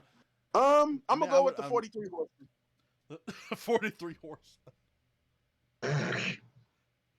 So a little bit of backstory on the 43 Horsemen. Somebody had misspelled someone's name, and basically, I think they misspelled the 4 Horsemen. They accidentally put a 3 behind it. It was me. They accidentally put a 3. He's like, damn it, I didn't know there was that many. It's like, I know they had a lot of different people in the 4 Horsemen, but I didn't know they had 43 in there. All right, so and every time we miss... Let me give you the backstory on this one. Yeah, go ahead and give us the full backstory. All right, so one day, me and my buddy Tony was talking about something on Facebook, and I had said something about the 4 Horsemen, and then my dumb ass typed 43 Horsemen, and I tried you down on Facebook, and like I tried to delete it, and it was already too late. I'm like, 4 Horsemen, fuck. So then I just remember my friend Tony goes 43 Horsemen, LMFL, 43 Horsemen, LOL. He was broken, and so ever since then, anytime somebody like fucks up a wrestler's name, I just go up 43 Horsemen. Or like they misspell it, it's like 43 Horsemen. The new member of the 43 Horsemen. Brilliant. Absolutely brilliant. But like when Anthony spelled, he was like Ronnie Khan. It was like Ronnie Khan, and I was like Macaroni Khan. And I remember I said, what's the dude name? What's the owner of NWA? What's his name? Billy Corgan. Corgan, yeah. I called him Billy Corona. Billy Corona. I was like, Billy Corona. Like a surfer gimmick. Billy Corona. I was like, we got a new wrestling promotion ran by Billy Corona and Ronnie Khan. Hang 10, bro. Oh my God. So, anyway, we've got Alan Angels versus Jonathan Gresham versus Konsuke Takashita. I think that's how you pronounce that. And then Nick Wayne. Who? Nick Wayne. Is he related to Bruce? He's so famous he doesn't have a link on Wikipedia. He's a non-linker. Is he related to Bruce? He's too famous for Wikipedia, chap. He's a non-linker. Yeah. Hell, even I have a page, for fuck's sake. Not a Wikipedia, but I have a page. I have an IMDb. So you have an IMDb, yeah. I didn't even make that. I don't even know. But I'm gonna go Jonathan Gresham. I'm going Takashita. I'll go Gresham because literally that's what they want him to make feel better about himself. in front of his wife. So yeah. He get his ass whooped in front of his wife. He might. Man. Mm. But anyway, so did everybody get their thoughts on that? Who they think's gonna win? Yeah. Yeah. Okay. So the next match we got Bandito versus Laredo Kid versus Ray Phoenix and Toros. That's actually gonna be a good lucha match. That's gonna be a really good lucha match. I'll go Be Ray right back, Phoenix. Okay, that's fine. Bandito's talented. Laredo Kid's pretty good. Like, he's solid on MLW. Phoenix is, Ray Phoenix. We know him pretty well. And I don't really know much about Taurus, but Pokemon. yes, that's the bull. And Tauros is a sign as well. It's a what you call it. But anyway, next we have a three-way match for the Impact Knockouts World Championship. We've got Jordan Grace versus Deonna Purrazzo and Rachel Ellering. Jordan Grace. Grace. Jordan Grace. Yeah, I don't think they'll change the hands. Like, yeah, she's gonna have a long title reign. I think she's gonna be a long title reigner with the Impact Championship. Mm-hmm. And then next, this match I'm looking forward to: Josh Alexander versus Jacob Fatu for the Impact World Title. Ooh. I want Fatu to win, but Alexander's probably gonna win. Yeah. I wouldn't mind for either guy, so I'll be happy for either one. Like, I would love for Fatu to win, but I know Alexander's probably going to win. I mean, that's the betting money. And then the main event of the evening: Ric Flair and Andrade El Idolo versus Jay Lethal and Jeff Jarrett. That's JEFFJARRET. Ain't I great?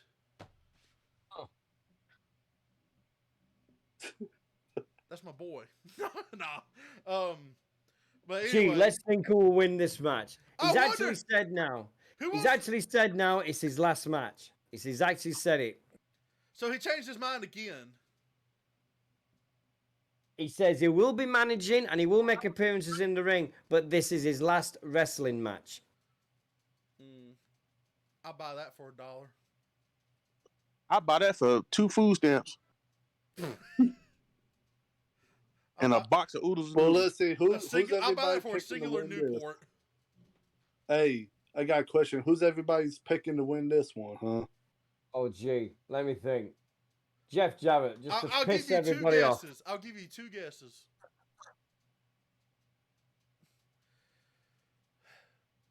I'm going slap nuts. Man, I'll go slap nuts. I would love for them to win. I would love for Jay Lethal and Jeff Jarrett to win. I would love for that to happen, just to be like, fuck you. But you know what's going to happen. You know what's going to fucking happen. They're going to put double figure 4s on, and then that's going to be how the match ends. I'm going to Andrade Ric Flair. Yeah, y'all know where I'm going.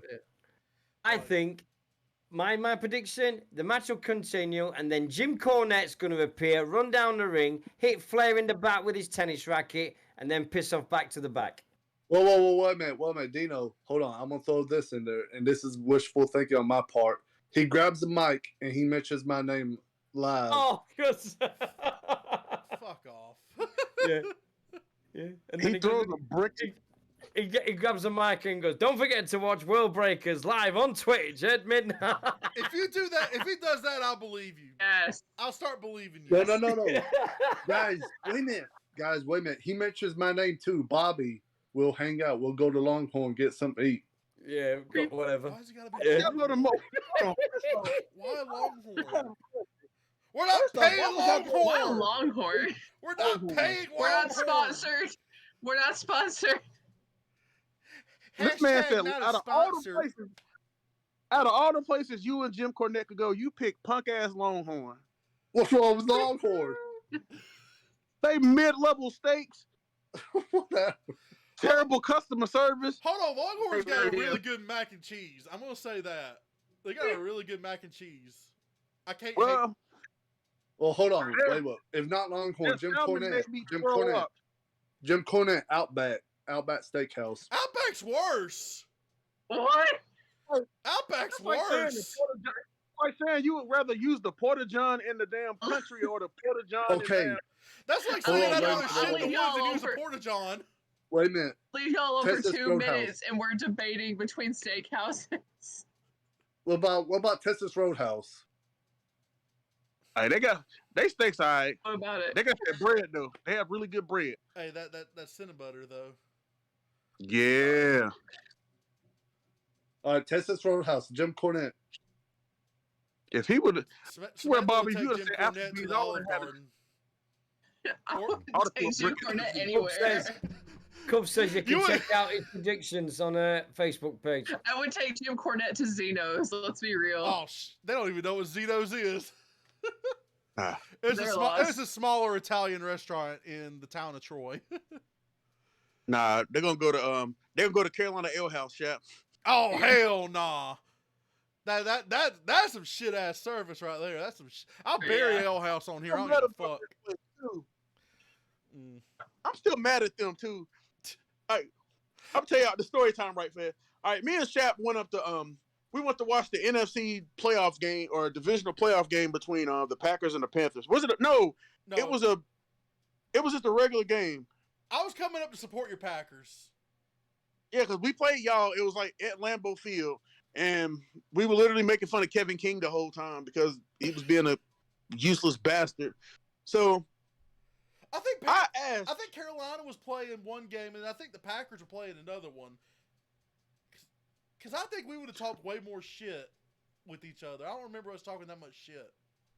I don't remember what happened, but I just remember Kevin King being a useless piece of shit, about as useless as a Magikarp. That was the In the Patriots. water, but- They played the Patriots because Kevin King gave up that Hail Mary. That's course what it he did. was. He gave up that Hail Mary, and that's when we were burying him the whole time.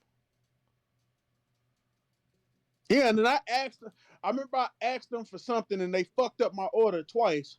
Bastards. Sons. Cuff said that Ale House got some fire wings. They're okay. They're overpriced, I think. in my They all opinion. right. Hey, grilled wings are pretty good though. I will say the boneless zingers, the grilled zingers are really good. Yeah. That's about it. Like that's about all the credit I give them. Mhm. Fuck them. But anyway, let's get Samantha back involved. And let's start talking about some SummerSlam here. Hey. Let's get. I guess Or are you gonna say? have you heard about that?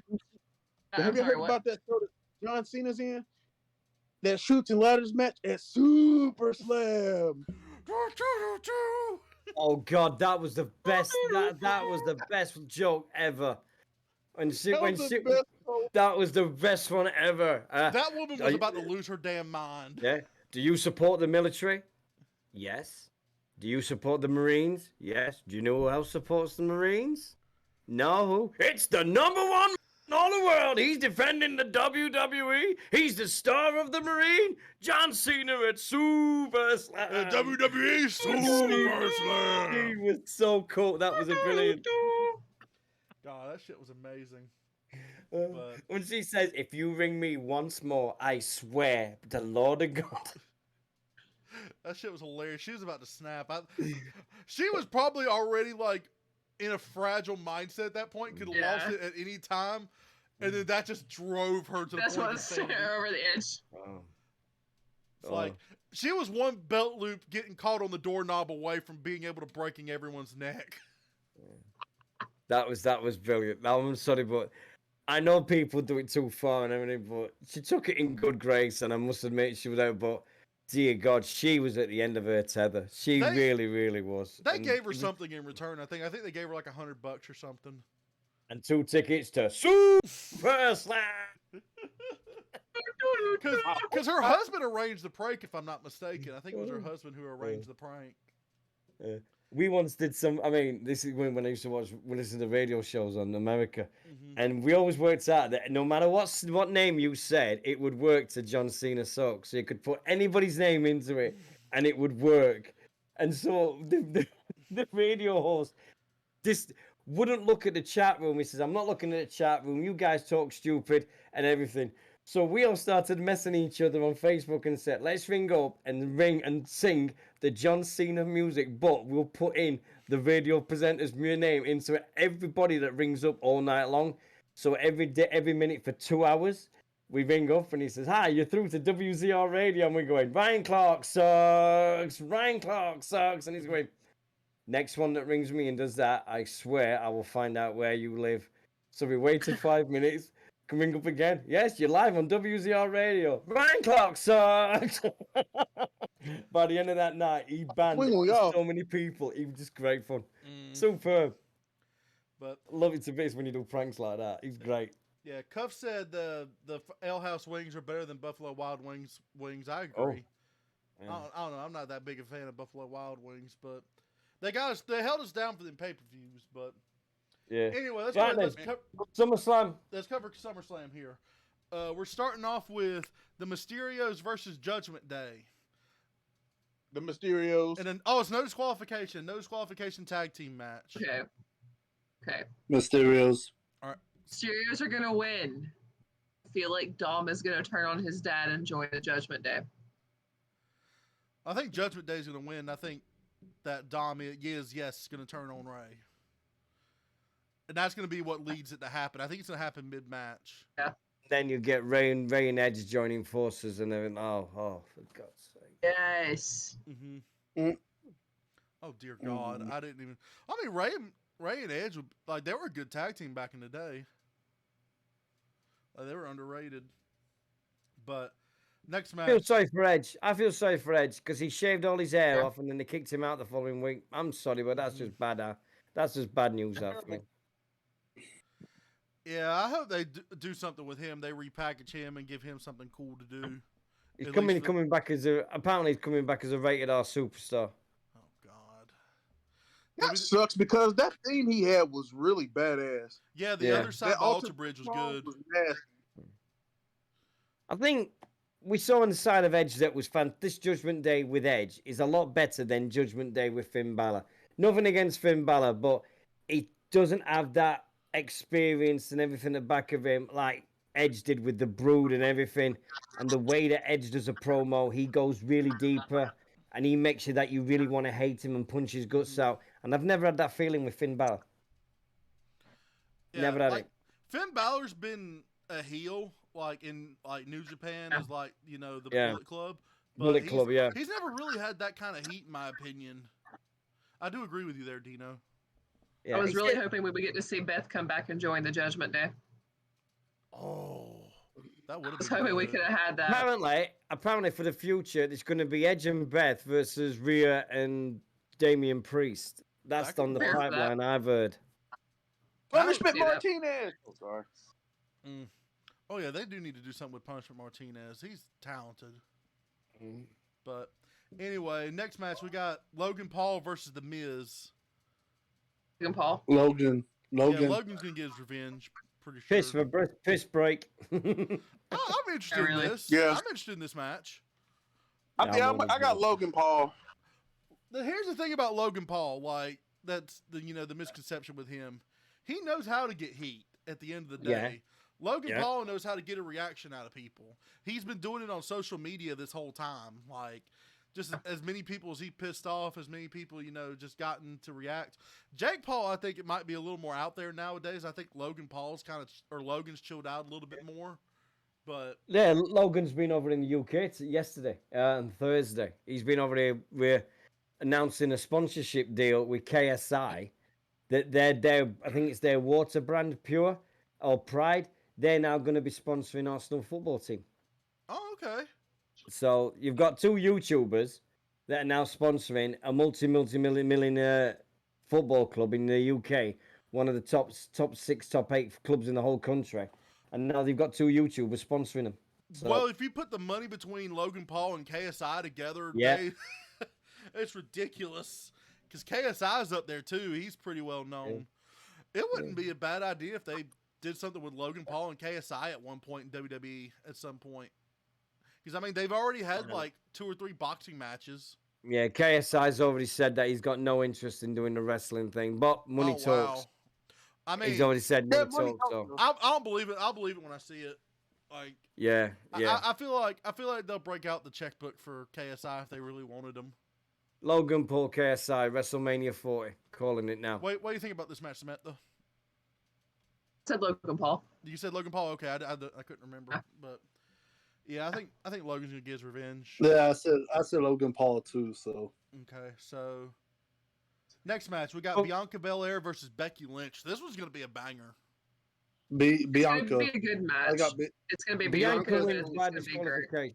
I think you've got to make both girls look big. So I think Becky Lynch loses by disqualification. I don't see Becky taking a pin, but I think Bianca's gonna win. No, I've got a better one. Bailey returns, knocks out Bianca, and costs Becky the match.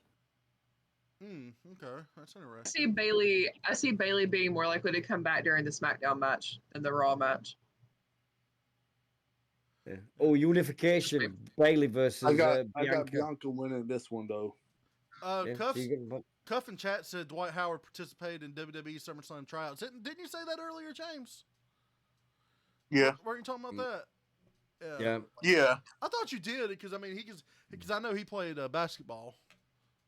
I mean, I couldn't tell you what team he played for, but I know he plays basketball. But yeah, I think they might do something maybe with like a double count out or something. I mean, I imagine they'd take that to Clash at the Castle. They'd take that feud out there. Absolutely. So yeah, I would say double DQ. I'd say, or give him a shit finish. I'm gonna say Bianca. Maybe have Bianca pin Bianca Becky. wins by Bianca or somebody wins by disqualification. I don't think they're going to pin each other. They're not going to make them look weak that way. No. Well, I mean, if you did have Bianca pin Becky, have Becky's foot under the rope or something. That way you can have an excuse to keep it going. Yeah. I don't see it being a clean finish regardless. Yeah. No. It'll be messy regardless. Or Charlotte Flair returns. You never know. Yeah. I mean, I think Charlotte's going to come back. If she comes back, I think she's going to come back in this next match, which is Liv Morgan versus Ronda Rousey. Yeah. That's fair, because she has beef with Ronda. Mm-hmm. Yeah. But I'm sorry, but as much as I like her, and as much as I'd loved her to win the title, this title run with Liv Morgan, it's just all wrong. It's just so lame and flat. It's just wrong. So I'm sorry, but I'd just take the belt off her and put it on Ronda.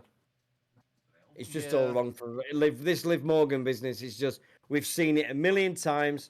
It's a feel-good factor after the Money in the Bank. Give it to somebody that's never had it before.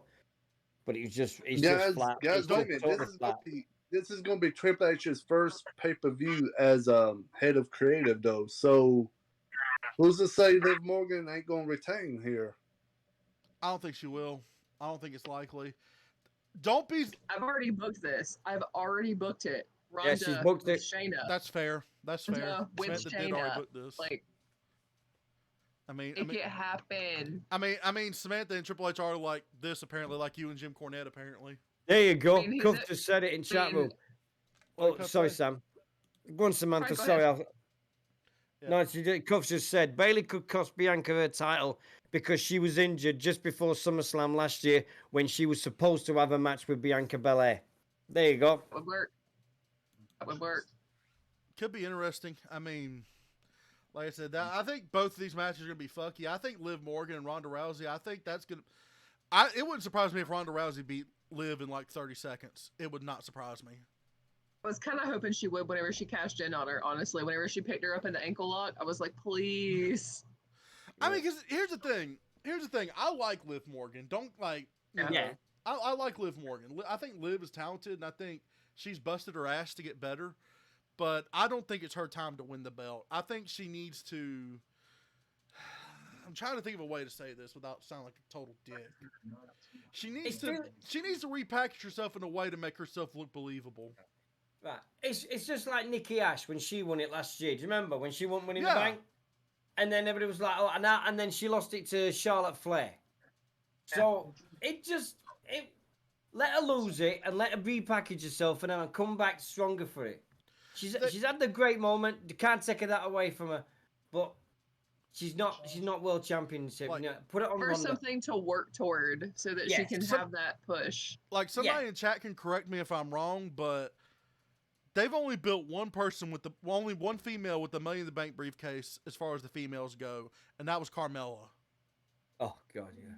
James And Ellsworth. nobody, and they should have done this with Liv Morgan, in my opinion. I They agree. shouldn't have had her cash in the same night because that shit is bullshit. Like, I think Carmella's the only one who's held that briefcase for like a while, and then everyone else has cashed in relatively Bailey quick. cashed in the same night. Do you think Bailey they should have cashed done it? in. Like Asuka technically cashed in the next night on Raw. Yeah. I mean, it's ridiculous. Do you think they should bring it back like they have one for each brand? Instead of having just one match on a card and one match for the women and one match for the men. Do you think we should have it like we have one match for each brand, like a Raw Money in the Bank and a SmackDown Money in the Bank? I don't Should we think get so. to that stage again? I think they should I have like a the surprise. I think they should have a men's Money in the Bank and a women's Money in the Bank 6 months apart from each other. I think Do it at WrestleMania. I think it's too much cake. I think it's too much cake in one night. So get rid of the Yeah, Money in the you're Bank not wrong. pay-per-view. Do Sorry, what? Samantha, what? I was gonna say that way if you spread it out, like I feel like WWE doesn't like to have two briefcases sitting there unused for very long at the time. So one's gonna cash in immediately and the other one's gonna get dried out. Like look how much Theory is getting pushed right now with this Money in the Bank because he can cash it in at any time. Just live They and could have cash done in that like what with 2 Liv. hours later. Yeah, exactly. Yeah, I could see it being split apart too. I think they should, and I think they need to quit being lazy and quit calling the pay-per-views like just match stipulations. Like, do away with Hell in a Cell, do away with Money in the Bank, do away with TLC. Elimination Chamber. Elimination Chamber. Do away with those like stipulation match pay-per-views and just Bring like, back. Here's an idea. Why don't we bring back that Revolution pay-per-view when it was all the females and have the Money in the Bank Yes. match on that one as the main event, and have that I've for been the begging for Evolution too. yeah, Evolution. Get that one back where it's just all the females because that was fantastic when they did it, and have the Money in the Bank match on that one. There you go. That's how to do it that way. Yes. hell, you can make that a night at WrestleMania. Yeah, I just have that female pay-per-view back. I thought that was one of the best nights WWE've done, and now Stephanie's back. How long before we get that pay-per-view back on the man? Because I'd that was love that to was see it. amazing. Even if it's just rehashing old things like Alundra Blaze. Alundra Blaze was on NXT this week. It's crazy the fact that she's now back because she threw the title in the bin. Oh my God, you're bringing somebody back for that. And it just seems as though like now there's enough women on that roster to bring back that pay-per-view.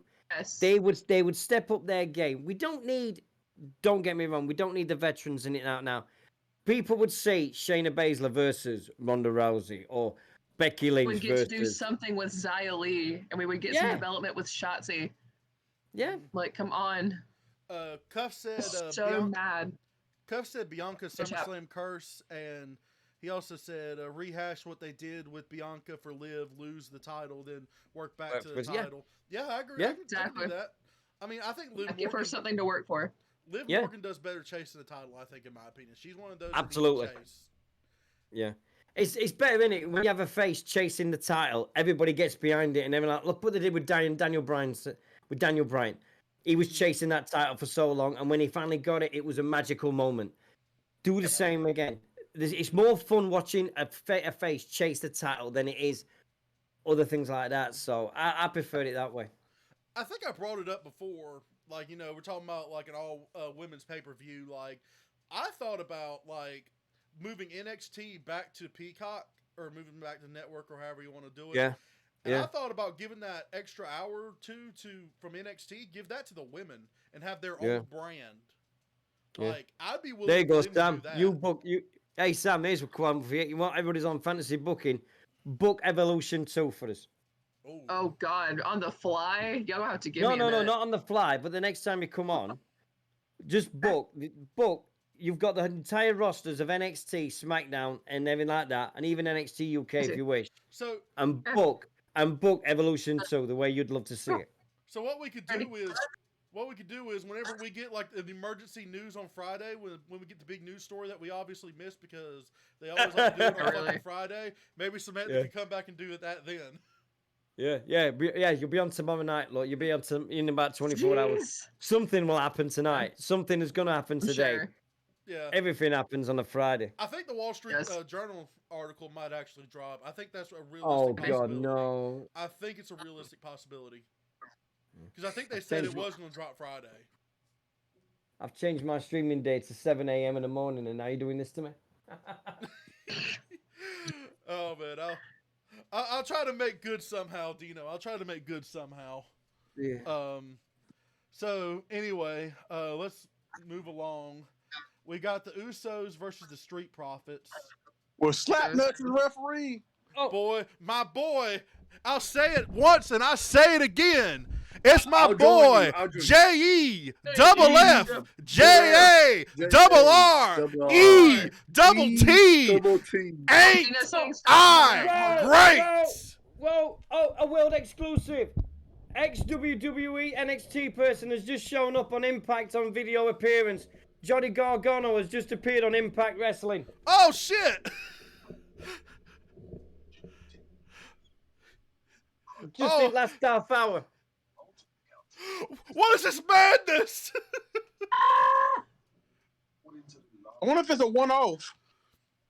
He's My joined mic's the still likes connected. of Scott D'Amore, Kushida, Jimmy Jacobs, Chris Sabin, and Sam Callahan, who all hyped up Alex Shelley as he prepares to take on Josh Alexander for the title. This is the first appearance since he's left WWE in December. So, Christ, Gargano's been gone 8 months. I could have Wow. swore wonder if Gargano this would is a show up in one-off. AEW. Yeah. What were you gonna say, James? I'm sorry. I wonder if it's a one-off or is he gonna be there for a while? Let's see what happens. I mean, if he's turning up on Impact, it'd be great if he did. I don't think he'd really work. Johnny Gargano would be wasted on the Impact Wrestling, wouldn't I would imagine. I mean, I feel like Johnny Gargano at one point was the biggest babyface in pro wrestling at one point. he? Yeah. It was. Yeah. I You can agree. ask him. He's live on Twitch at the moment. He's got him and Adam Cole are live on Twitch at the moment. He's got 372 people just Huh. chatting with Johnny Gargano. That's interesting. Yeah. But Anyways, excuse me. Anyway, sorry about that. So I just Street- thought you guys liked to know that one. that's all right. Yeah, that's a good one. That was a good interruption, even though you interrupted going- my intro of I'm Jeff going Jarrett. with the Usos. I'm going with the Usos retaining. You know who I want to cosplay as? Since everybody's wanting to talk about cosplaying right now, I want to cosplay as Tennessee Lee. Oof. Colonel Robert Parker, for those who watch WCW. I want to be So I Tennessee know Lee. who he is. I know who he is. I want to be Tennessee Well, Lee. if you cosplay him, I'll cosplay Bunkhouse Buck. Hell yeah, let's do it. Hell yeah. Now we gotta find somebody to dress up as Dirty Dick Slater. who I will. who wants to be Dirty Dick Slater? I will be doing a SummerSlam review Monday evening on the World Breakers Facebook page. Oh, Cuff's doing that. Did Cuff give us 3 stars? I'll be. Cuff gave us Yeah. 3 stars. Yeah, 3 stars. Yeah. No, Oh man, yes, I will be Tennessee Lee for sure. Well, then I'll be Steven Regal, the man's man. We need someone with Jeff Jarrett complete and light up like shirt and country music thing. Okay, I'll do the roadie. There you go. Hey, there we go. The Brody, the Road Dog. That's RODDO. I mean, The if you Road don't know, your ass better call somebody. Read the chat room. Read the chat room quick. Read it. Oh, Cuff's gonna be Ming. Cuff's gonna be Ming. And Bobby Stoneface not selling it a second. Cuff's gonna have the power of no selling. Bobby's got us muted. Let's be real. Yeah, he sells. I must admit, Bobby sells better than Vince Russo. God, Bennett. Not wrong with that. Fuck, what were we Oh, talking about? Yeah, We're talking about the SummerSlam. Usos Usos. and Street Profits for the Undisputed. Street Profits. Yes. yeah. This Yeah, is go gonna on. be a good match too. This is gonna be a really good match. I agree. They've been putting them. These two teams have been putting on like really good bouts the past like 2-3 months. I mean, I would like to see I honestly want to see the Street Profits win, but hearing the rumors that they might hearing all this stuff with possibly splitting them. I got the cry. Usos winning this. Will Don't cry. split the profits. Don't split them. Why do people want to split tag teams up? Keep them together. Well, I think they see the, like Montez Ford as like a big main eventer. I think that's what they're thinking. He's gotten endorsed by The Rock. I got the Usos winning to keep the bloodline storyline going with both the bloodline having all the belts. Jeez, leave me alone, y'all. After the Usos win here, where do they go? Cuff does. I feel like they've beaten everybody. Do you think how long do you think they're going to continue with this bloodline with all the belts? I don't know. Because it's great. Don't get me wrong. I think it's fantastic. They have all these belts and everything like that. But you're looking at that roster and you're going, is he the one? Nah. Is he the one? Could be. Is this the one? I mean, there's only a select few that could take that belts off of Roman or the Usos, and Street Profits is one of them. But will I mean Triple H now? I mean, we know this. It's the first Triple H pay-per-view, isn't it? And everybody's going to be watching it and going, how different is it going to be for McMahon? I think they're going to take the belts off Usos. I think if Triple H is going to make a statement, he's going to say, right, the bloodline's run its course. We're going to take the belts off the Usos. I think it's possible. I do think it's possible that the Street Profits will win this match. Street Profits and Triple H's boys through NXT Absolutely. anyway. So I'm about to change my pick now. Since you brought that up, Dino, I'm going with Street Profits now. Dang. Cuff said that Bobby with that bandwagon ass shit. Cuff said James could be Mr. Hughes.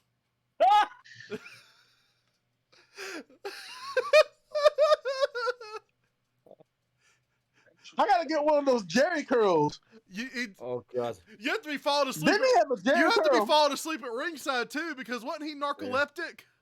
Yeah. I Yeah. thought he That had them motherfucker break wears off sunglasses with because like he'd be the falling F asleep curl. at ringside. James, you'll have to get Soul Glow from Coming to America, mate. You'll have to get the Soul Glow. Shit. Jericho. Uh-oh. Y'all about to have me Real go to party question. and find one of them damn Jerry curl wigs. Real question though is, who is Shaq going to be? That's a good question. We need to. Well, see, here's the thing. Like the spirit of Halloween stores should be popping up soon, and the store closed near you, so it should be Evidently, happening the soon. website said check back after July 25th, and it's after July 25th. So I guess we'll see. God, that's like waiting on a Yu-Gi-Oh ban list. It's like we're checking back like immediately right. I already after know the where the day. Spirit Halloween gonna be near me.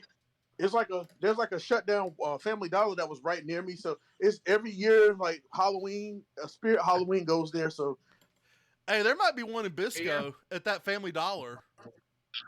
They should put I one would there. die. They should After put I one there. move. After I've moved, if they put one in Bisco, I will absolutely shit. I will be so mad. I've got connections. I can find that out. I've mean, got that's true. connections. But anyway, so yeah, next match. They're doing a rematch. Bobby Lashley versus Theory. Lashley. Actually, I think Theory's gonna get himself disqualified probably. Yeah. because I think he's gonna cash in later. It but- won't. Right. If it's a long match, we know that he's not gonna be a long one for the main event. If it's a short match, we know that it's gonna something happen with Roman and Lesnar. So Well, it's also gonna depend on where that match is at in the card as well. yeah, Sure. If it opens the card, if it opens the show, it's gonna be sus. yeah. But now we got the main event. We got Roman Reigns with Paul Heyman versus Brock Lesnar, last man standing for the WWE Roman Reigns. Universal Championship. I honestly Roman think Reigns. Theory's going to cash in and win. I too. still think he's going to win. You really believe that? I think Do he's you gonna, really. I could be 100% wrong, but I've got a gut feeling that Theory's going to win the If title. you- If they're gonna Think he's destroy the cash in. I think he's if gonna- Triple Dino, H go ahead. if Triple H is going to make a statement, he's got the chance to take all the belts off all the bloodline in one night. If he takes it off the Usos, he'll take it off of Reigns. If he I takes it agree. off of Reigns, he'll put it on Theory. And if he puts it on Theory, Paul Heyman will jump ship from Reigns to Theory and be his manager. Paul Heyman will screw over Roman Reigns like he screwed over Lesnar. Dino, do you really believe that's what's going to happen though? Yeah, I do. because it's because now it's a new thing. You've got to think outside now. You've got to think like, right, NXT guys are gonna get that push because of Triple H now, because Triple H has seen all these NXT guys that don't get pushed. Now he's got the chance to push these guys and show what they can do, and he'll Hold do on, it. guys. Let me ask y'all this though. Do y'all really want to put the undisputed WWE Universal title on Theory though? Do I want to? No. Do I see it happening? Why not? Right, here's a question for you, Bobby. Do you remember when The Miz cashed in and became the title? How much heat did he have? Nobody wanted The Miz as a title holder. Well, yeah, Nobody. because he beat Orton, but he did get a reaction out of it by winning That's it what though. yeah, because they wanted him to be hated. And boy, imagine the heat that Theory would get winning the Thank title you. Saturday. thank you. Imagine That's the heat. exactly what they want. Like, And think about the push you can about put like behind this. a dude like Matt Riddle. I'll to, do like, you one chase better. it. I'll do you one better. Imagine Lesnar and Reigns doing like a big spot like off the stage where they both get injured, they're both getting counted down. Theory cashes in. This is now a triple threat last man standing, and both the fuckers get counted out, and they give Theory the belts with him doing absolutely nothing. The crowd will be fucking rip shit. They will fucking riot. Like, People will probably walk out. Twitter will be enraged. Twitter will be fucking lit as shit. Twitter will break. But it will be the biggest statement ever for Triple H to say to Vince and Kevin Dunn and John Laurinaitis and Bruce Pritchard, hey, your era is done. This is the era of this is the McMahon Helmsley era again. Oh, yeah. This is us. This is the biggest statement you can make. It's the biggest FU to everything that WWE has built up over the last two and a half years. This is the chance that Triple H is the first one, and he will make that impression. You watch this on Saturday night. There's going to be some things happen that we're going to go, what the? And it's going to make us believe that WWE are turning the corner. And everybody else, all these AEW and everybody else, they'll be watching Saturday night just as much as we are, because they're going to be going, what is going to change? And the biggest change is Theory's going to walk out that title. And it's exactly like you've just said. And I think I had a thought with this. Theory would also be the youngest world champion in WWE history. That's something else. Which means Orton's going to come back and have beef with him, because otherwise, wasn't it him? Yeah. It was Orton at SummerSlam 2004. Yeah. And then Orton's going to come back and beat with him. Oh, yeah. Who did he beat? Chris Benoit. Yeah, that's right. I'll say his name on here. We don't. Yeah. No, I'll say his name on here. I mean, he's hanging out right now, but anyway, Cuff said, in honor of Shark Week, I should be the man-eating shark from the Dungeon of Doom. And he also said, Roman to Theory, your daddy ain't here no more. Yeah, he said that on Raw. He got hold of him and he said, hey, big changes. Your daddy ain't here no more. And then the crowd was chanting, who's your daddy? That was a good one on Raw as well. Here's the kicker, though. They were chanting it. It was gorgeous. Mm-hmm. But doesn't Vince Roman's daddy too, though? Yep. I mean, Roman was you can definitely argue that. Yeah, but great! Monday was fantastic, really well. Mm-hmm. So, but here's the thing. This is why I believe that Theory's gonna cash in more than I believed before. They've been burying the fuck out of him lately. Well, he's been getting his ass whooped. SmackDown Theory got his ass handed to him. Yes. Roman handed Theory's ass. Yes, like they both. Yes, like Brock whooped the hell out of him. Yeah, like Theory got his ass handed to him on a silver platter. Like, that's why I believe that Theory's gonna win. I think those beatdowns, all that burying they've been doing, is a red herring. It's all a red herring. Cuff said he got like 20 feuds.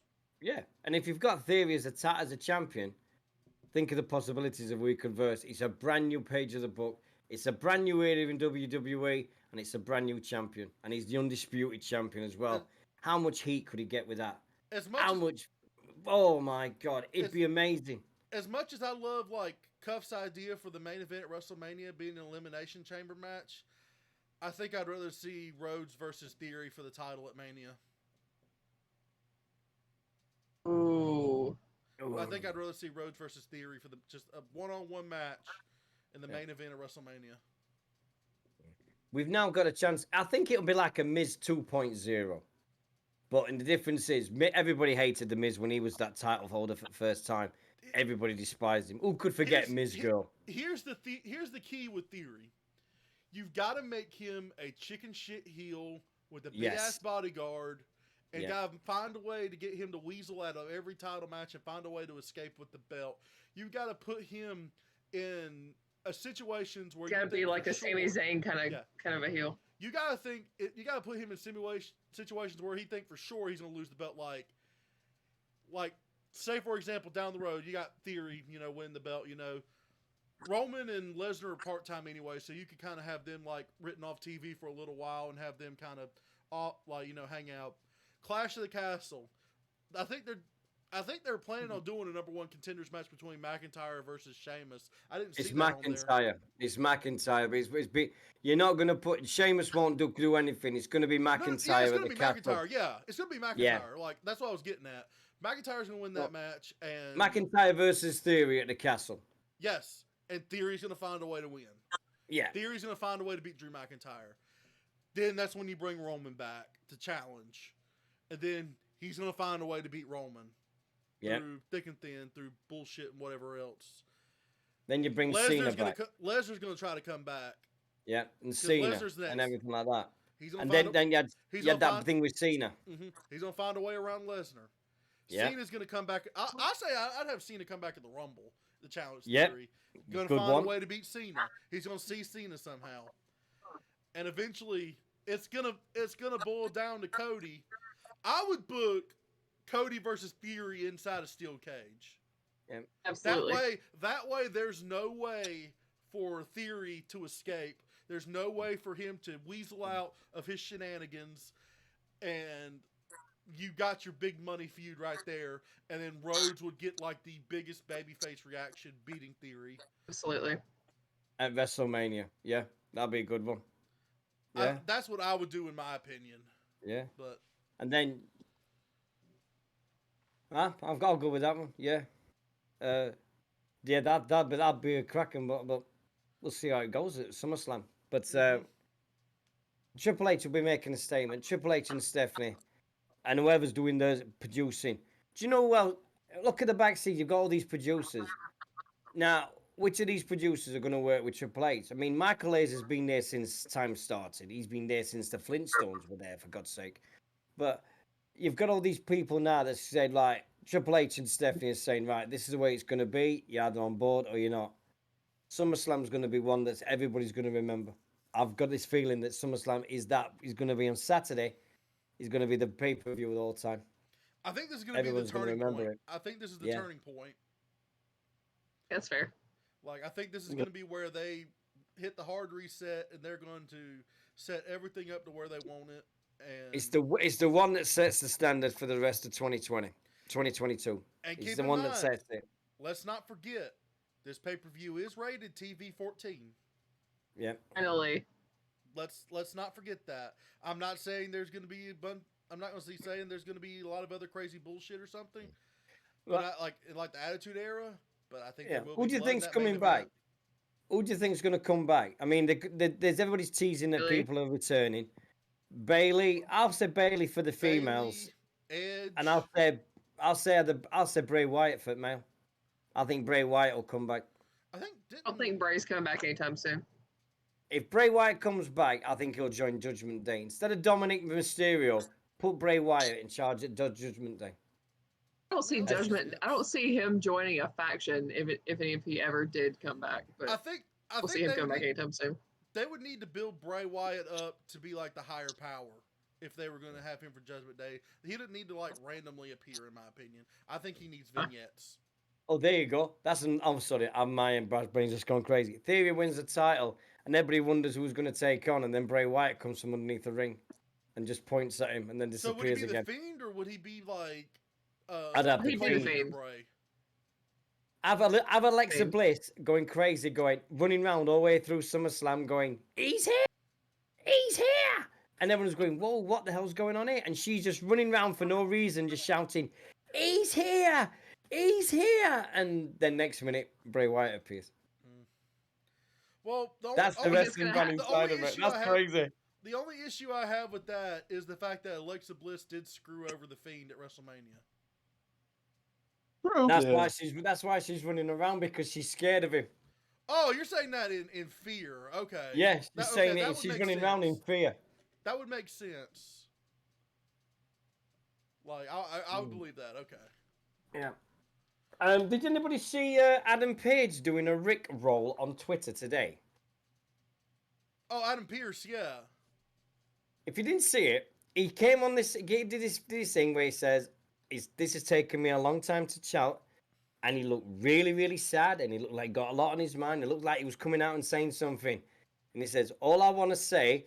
And then Rick Astley started playing "Never Gonna Give You Up," and I'm like, "You absolute Oh, no. fucker." I posted a meme with him holding the exit sign. Brilliant. It was like, "You shit, you absolutely got me." So, but God. That's wonderful. how good of a worker Pierce is. Yeah. And SummerSlam's up against UFC on Saturday night as well. Ooh. Yeah, because UFC 277 is on at the same time as SummerSlam. That's a good reason for me to watch it. Not Buffalo Wild Wings. That's a good reason for me to watch it. Dave and Buster's, because I think they'll be showing both. Yeah. Maybe. So I may need to call Dave and Buster's and see if that's what they're doing. We'll see. Yeah. Yeah. Because So. the last Dave and Buster's I went to, I'll cut a promo on these motherfuckers. The one in fucking Winston-Salem. They said that they weren't going to show it, even though they have a deal to show these pay-per-views. So fuck Dave and Buster's in Winston-Salem. They can kiss my fat white ass. But anyway, that's my TED talk. Yeah. But no. anyway, I want to thank Samantha for coming on. I think Yeah. wrap up Thank here. you guys for having me. Yeah, it was fun. Thank you guys Samantha, for I having will me. say it was an honor. It was an honor to have you on the show. Yeah. Oh, yeah. It was an honor to share the show with Jim Cornette's bestie as well. So thank you guys for having me. Yeah. Yeah. And two Pittsburgh Steelers fans. Scissor me, Steeler. Come on. Scissor me. Dino, Come on. Dino, hold on. I'm Before not we on leave, board for Dino, that. for I'm one not on time board for only, that. I'll do it for you. Go on. Yeah, there you go. Scissors stealing in. Scissors and Steelers. Steelers are doing the scissors in. Come on. You can't get better than that. No, Hey, yeah, it's NFL next week. I can't get jiggy with this shit. Yeah. Oh, by the way, it's NFL returns next week with preseason. Yeah. Hey, I'm Yes. ready. I'm ready to see what the Panthers do. I'm so Right. curious to see what they do with Baker Mayfield. I was watching Good Morning Football this morning about it, and they were like umming and ahhing about who's starting and everything like that. So, Donald and Mayfield, you've got a nice decision. Man, I feel like is it like not simple enough? Like, who was the way better quarterback? I mean, like, fuck my life. You're building. I'm sorry, but you're building up Mayfield to being your superior, and he isn't. He's not. He got He found is out not. so many times. You're telling me that Sam Darnold's better than Baker Mayfield? Yes, Oh my God, I don't believe that for a damn second. I don't believe that. Bobby, tell him what Baker feels like when he faces any good defense. What happens? Yeah, he doesn't do too good. You know what Sam Darnold does against a bad defense? Yeah. It's bad. But I'd rather have Darnold than Mayfield in my quarterback position You can any have day him. of the week. You could have him. you.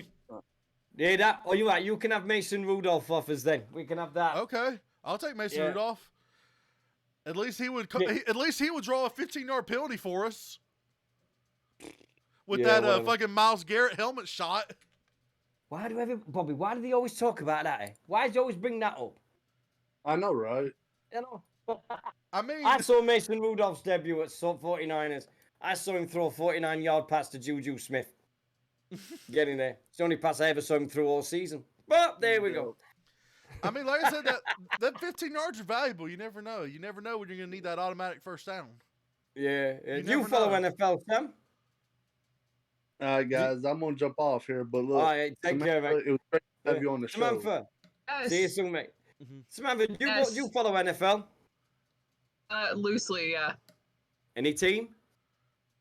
In particular, I think we had this discussion in chat that I was previously a Bengals fan whenever Oh. Giovanni Bernard was there. At least with Tampa Oh Bay, God, and I yeah. just can't. Yeah. Just can't. Samantha's a free yeah. agent right now. I am a free agent. I'm available to be picked up by any. Oh, don't worry, Tampa will pick him up. They pick up all the bloody free agents then. I think he's. No, I mean, is he with played there Tampa. last year. Yeah. We- Well. I can't do Tampa. Right. Well, anyway, I'm Yeah. gonna go because I'm Okay, gonna be we're back up in signing about off an hour here. and a half. Like, check out the links. I think they just posted it in Streamlabs chat. So be sure follow us on everything. Get us to 50 followers. Dino, one but- more time. No, they're not. No, that's not. No. God. No Pittsburgh scissoring. No Yinzer scissoring. Can't do it. Thank No you. Yinzer Thank you. scissoring. I can't do it. 6-time scissoring, 6-time world champions getting there. But Scissor me, Daddy. Oh. all right, y'all be sure to do something nice for someone. And we are signing off here. Have a good night and peace.